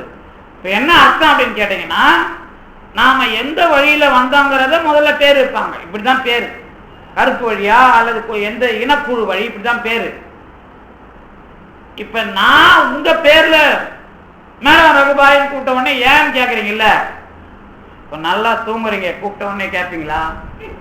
கேட்பீங்க. எப்படி கேட்பீங்க? மூளை வேலை செஞ்சா கேட்பீங்க. தூங்குறதுனா என்னன்னு கேட்டீங்கன்னா, கண்ணு காது மூக்கு எதுவுமே வேலை செய்யாததுக்கு பேர் தூங்குறது. இந்த உடம்புக்கு அறிவு கிடையாது. நீங்க தூங்கிட்டீங்க, உங்களை எழுப்புறது யார்? தூங்குறதுனா கண்ணு காது மூக்குக்கு கனெக்ஷன் கிடையாது, கண்ணு காது மூக்குக்கு நாலேஜ் கிடையாது. எழுப்புறது யார்? குருடனா? அதெல்லாம் ஒண்ணும் கிடையாது. எப்படி புருடன்? புருடன்னா யாரு? முதல்ல அவர் மாட்டினா இருக்க. புருடன்னா யாரு? புருடன்னா யாரு? தத்துவத்துக்கு என்ன விளக்கம்? அது காலம் நியதிக்குள்ள செயலும் ஆசையும் அறிவும் தொழிற்படுகிற ஒரு பைண்டர். ஆனா அவர் தானே செயல்பட, அதை கொண்டு போய் எதுல போடணும்?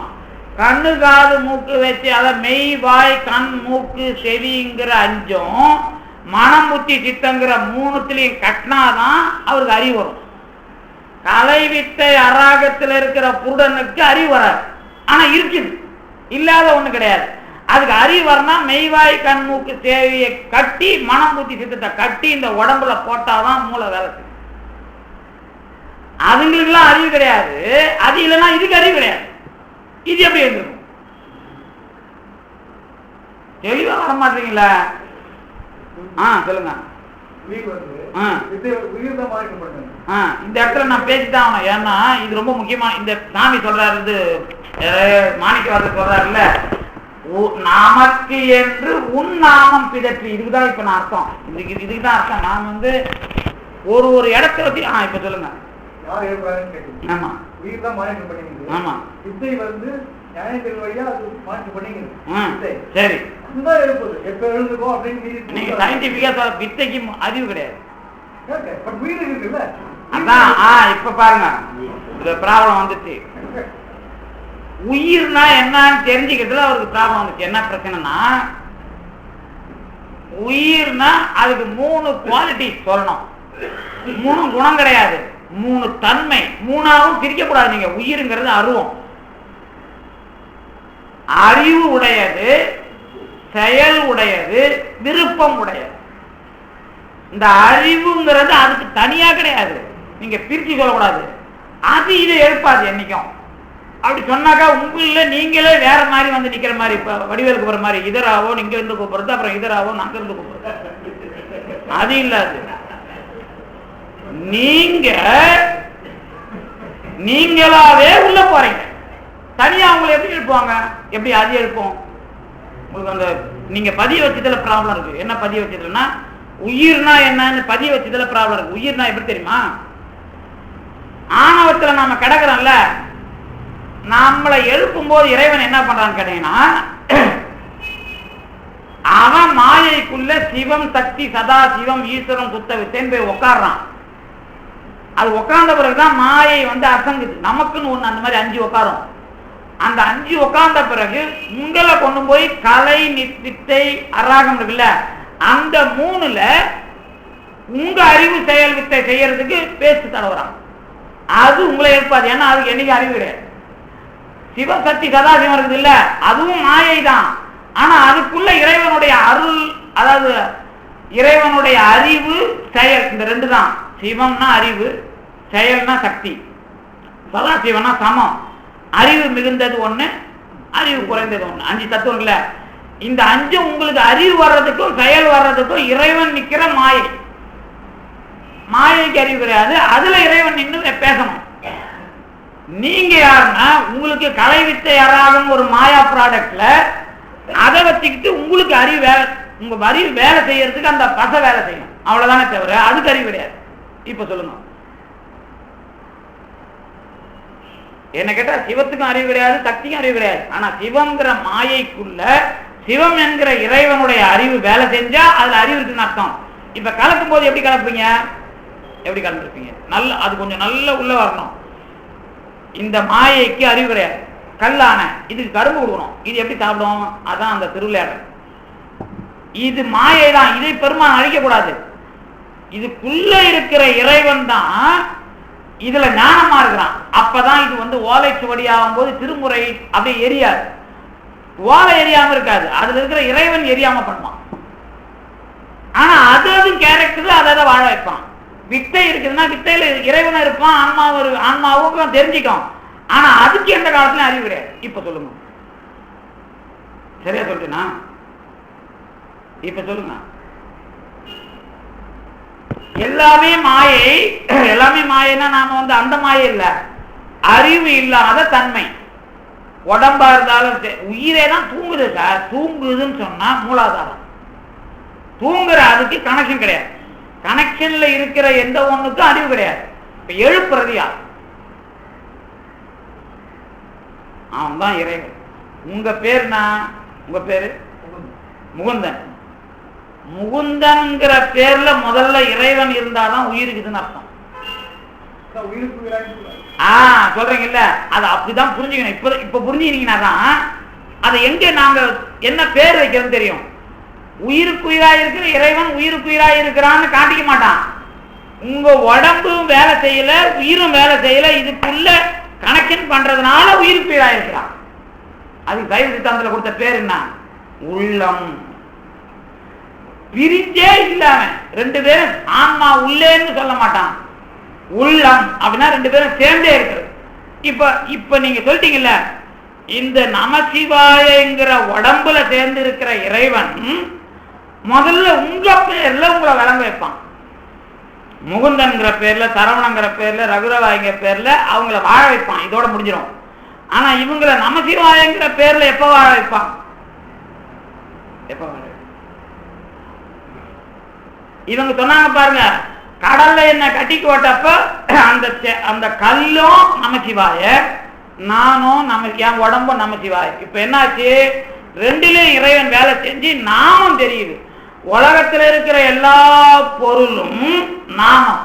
அதுல அல்டிமேட் மனித பிறவி. அதுதான் மற்ற எல்லாத்துக்கும் மூலம். அப்ப நமசிவாயன்னா மந்திரம் கிடையாது. நாமம்னா என்ன? எல்லா சடப்பொருளிலும் இருக்கிற அருள். அதுதான் என்ன பண்ணார் திருமூலர்? எங்கும் தங்கும் இறைவன் திரு அருள் விளையாட்டுன்னு பாட்டு ஞாபகம் இல்ல? எங்கும் எங்கெங்கும் தங்கும் சிவன் அருள் தன் விளையாட்டு. அதுதான் எங்கும் திருமேனி. எல்லாமே இறைவனுக்கு திருமேனி. அப்போ எல்லாமே திருமேனி தான்பா. எப்படி உனக்கு ஞானம் வருது? எப்படி ஞானம் வருது? அவன் அருளாயிருந்தாலும் ஞான பொருளாகிய சிவம் எல்லாத்திலையும் சேர்ந்துருது. எங்கும் சிவசக்தி. அப்படி இருந்தாதான் உடையாள் உண்ட உடையாள் நடுவுல நீ எங்க உடம்புக்கு இருந்து எங்களை வாழ வைக்கிற. இதுல நாங்க ஒழுங்கா வாழணும்னா இந்த உடம்பு அங்கங்க ஈத்தும் போயிடும். அதை கொஞ்சம் அப்படி தட்டி தட்டி வாழ வைக்கணும்னா எது? அடியார் கூட்டத்துல சேர்த்து வை. இப்ப நமசிவாயனா என்ன? மந்திரம் இல்ல, எங்கும் திருமேனியாக இருக்கிற இறைவனின் இறுதி கட்ட திருமேனியான உடம்பு, மனித உடம்பை அடிப்படையாக கொண்டுதான் இதே உடம்புல நடராஜ பெருமான் ஆடுறான். ஆனால்தான் பாமன் சாமி கோயில சொன்ன கடவுள் தனியாக ட்ரெஸ் போட்டுலாம் வரமாட்டாரு. நீங்க இங்க உட்காந்துருப்பீங்க, அங்கே உங்களை நான் பார்த்துட்டேன். இன்னொரு இடத்துல நான் போகும்போது நீங்க உங்க வீட்டுல தான் இருப்பீங்க. உங்க உருவம் நல்ல உருவம், நீங்க நல்லவங்களா இருந்தா உங்க உருவத்துல என்கிட்ட வந்து பேசிட்டு போங்க, எனக்கு தெரியாதுமா. கடவுள் அந்த அர்த்தநாரி ட்ரெஸ் எல்லாம் கிடையாது. உங்க உருவத்துல அவர் உருவத்துல அவர் உருவத்துல. இதுதான் பாம்பனார் ஒரு இடத்துல பேசுவார், இன்னொரு இடத்துல இருந்தார்ன்றது. மல்லனார் ஒரு இடத்துல பேசுவார். அவங்களே போய் பேசுறது இல்லாது, அவங்க உடம்புல இறைவன் வேலை பார்ப்போம். அப்படி சொன்னீங்கன்னா தான் அதுக்கு விளக்கம் சரியா வரும். சித்து வேலையில பொருள் சித்து வேலை இல்லாத உங்க வடிவத்தை இறைவன் எடுத்துறான். இதுதான் நமசிவாய என்ற எழுத்தாலேயே இறைவன் நடராஜரை பேசுவோம். நம்ம உடம்புக்கு நமசிவாய தான், நடராஜனுக்கு நமசிவாய தான். அப்படின்னா என்ன அர்த்தம்? இதுதான் கடைசியில இருக்கிற எல்லை. இதுதான் இது அனுபவிச்சீங்கன்னா உடையார் உந்த நடு உடையார் நடுவுள் நீ, அதுக்கப்புறம் அடியே நடுவுள் இருவீரும், அடியார் நடுவுல இருக்கிறதுனா இது ஆன்மாவை பத்தின விஷயம் இல்ல. கோயில் என்கிற இந்த உடம்பை அடிப்படையாக கொண்டு கோயிலுக்குள்ளே இருக்கிற இறைவன், எங்கும் திருநட்டம் ஆடுகிற இறைவன். இதுதான் கோயில் மூத்த. கோயில் நான் அனுபவிக்கிறது, மூத்தன் சொன்னா எல்லாத்துலயும்.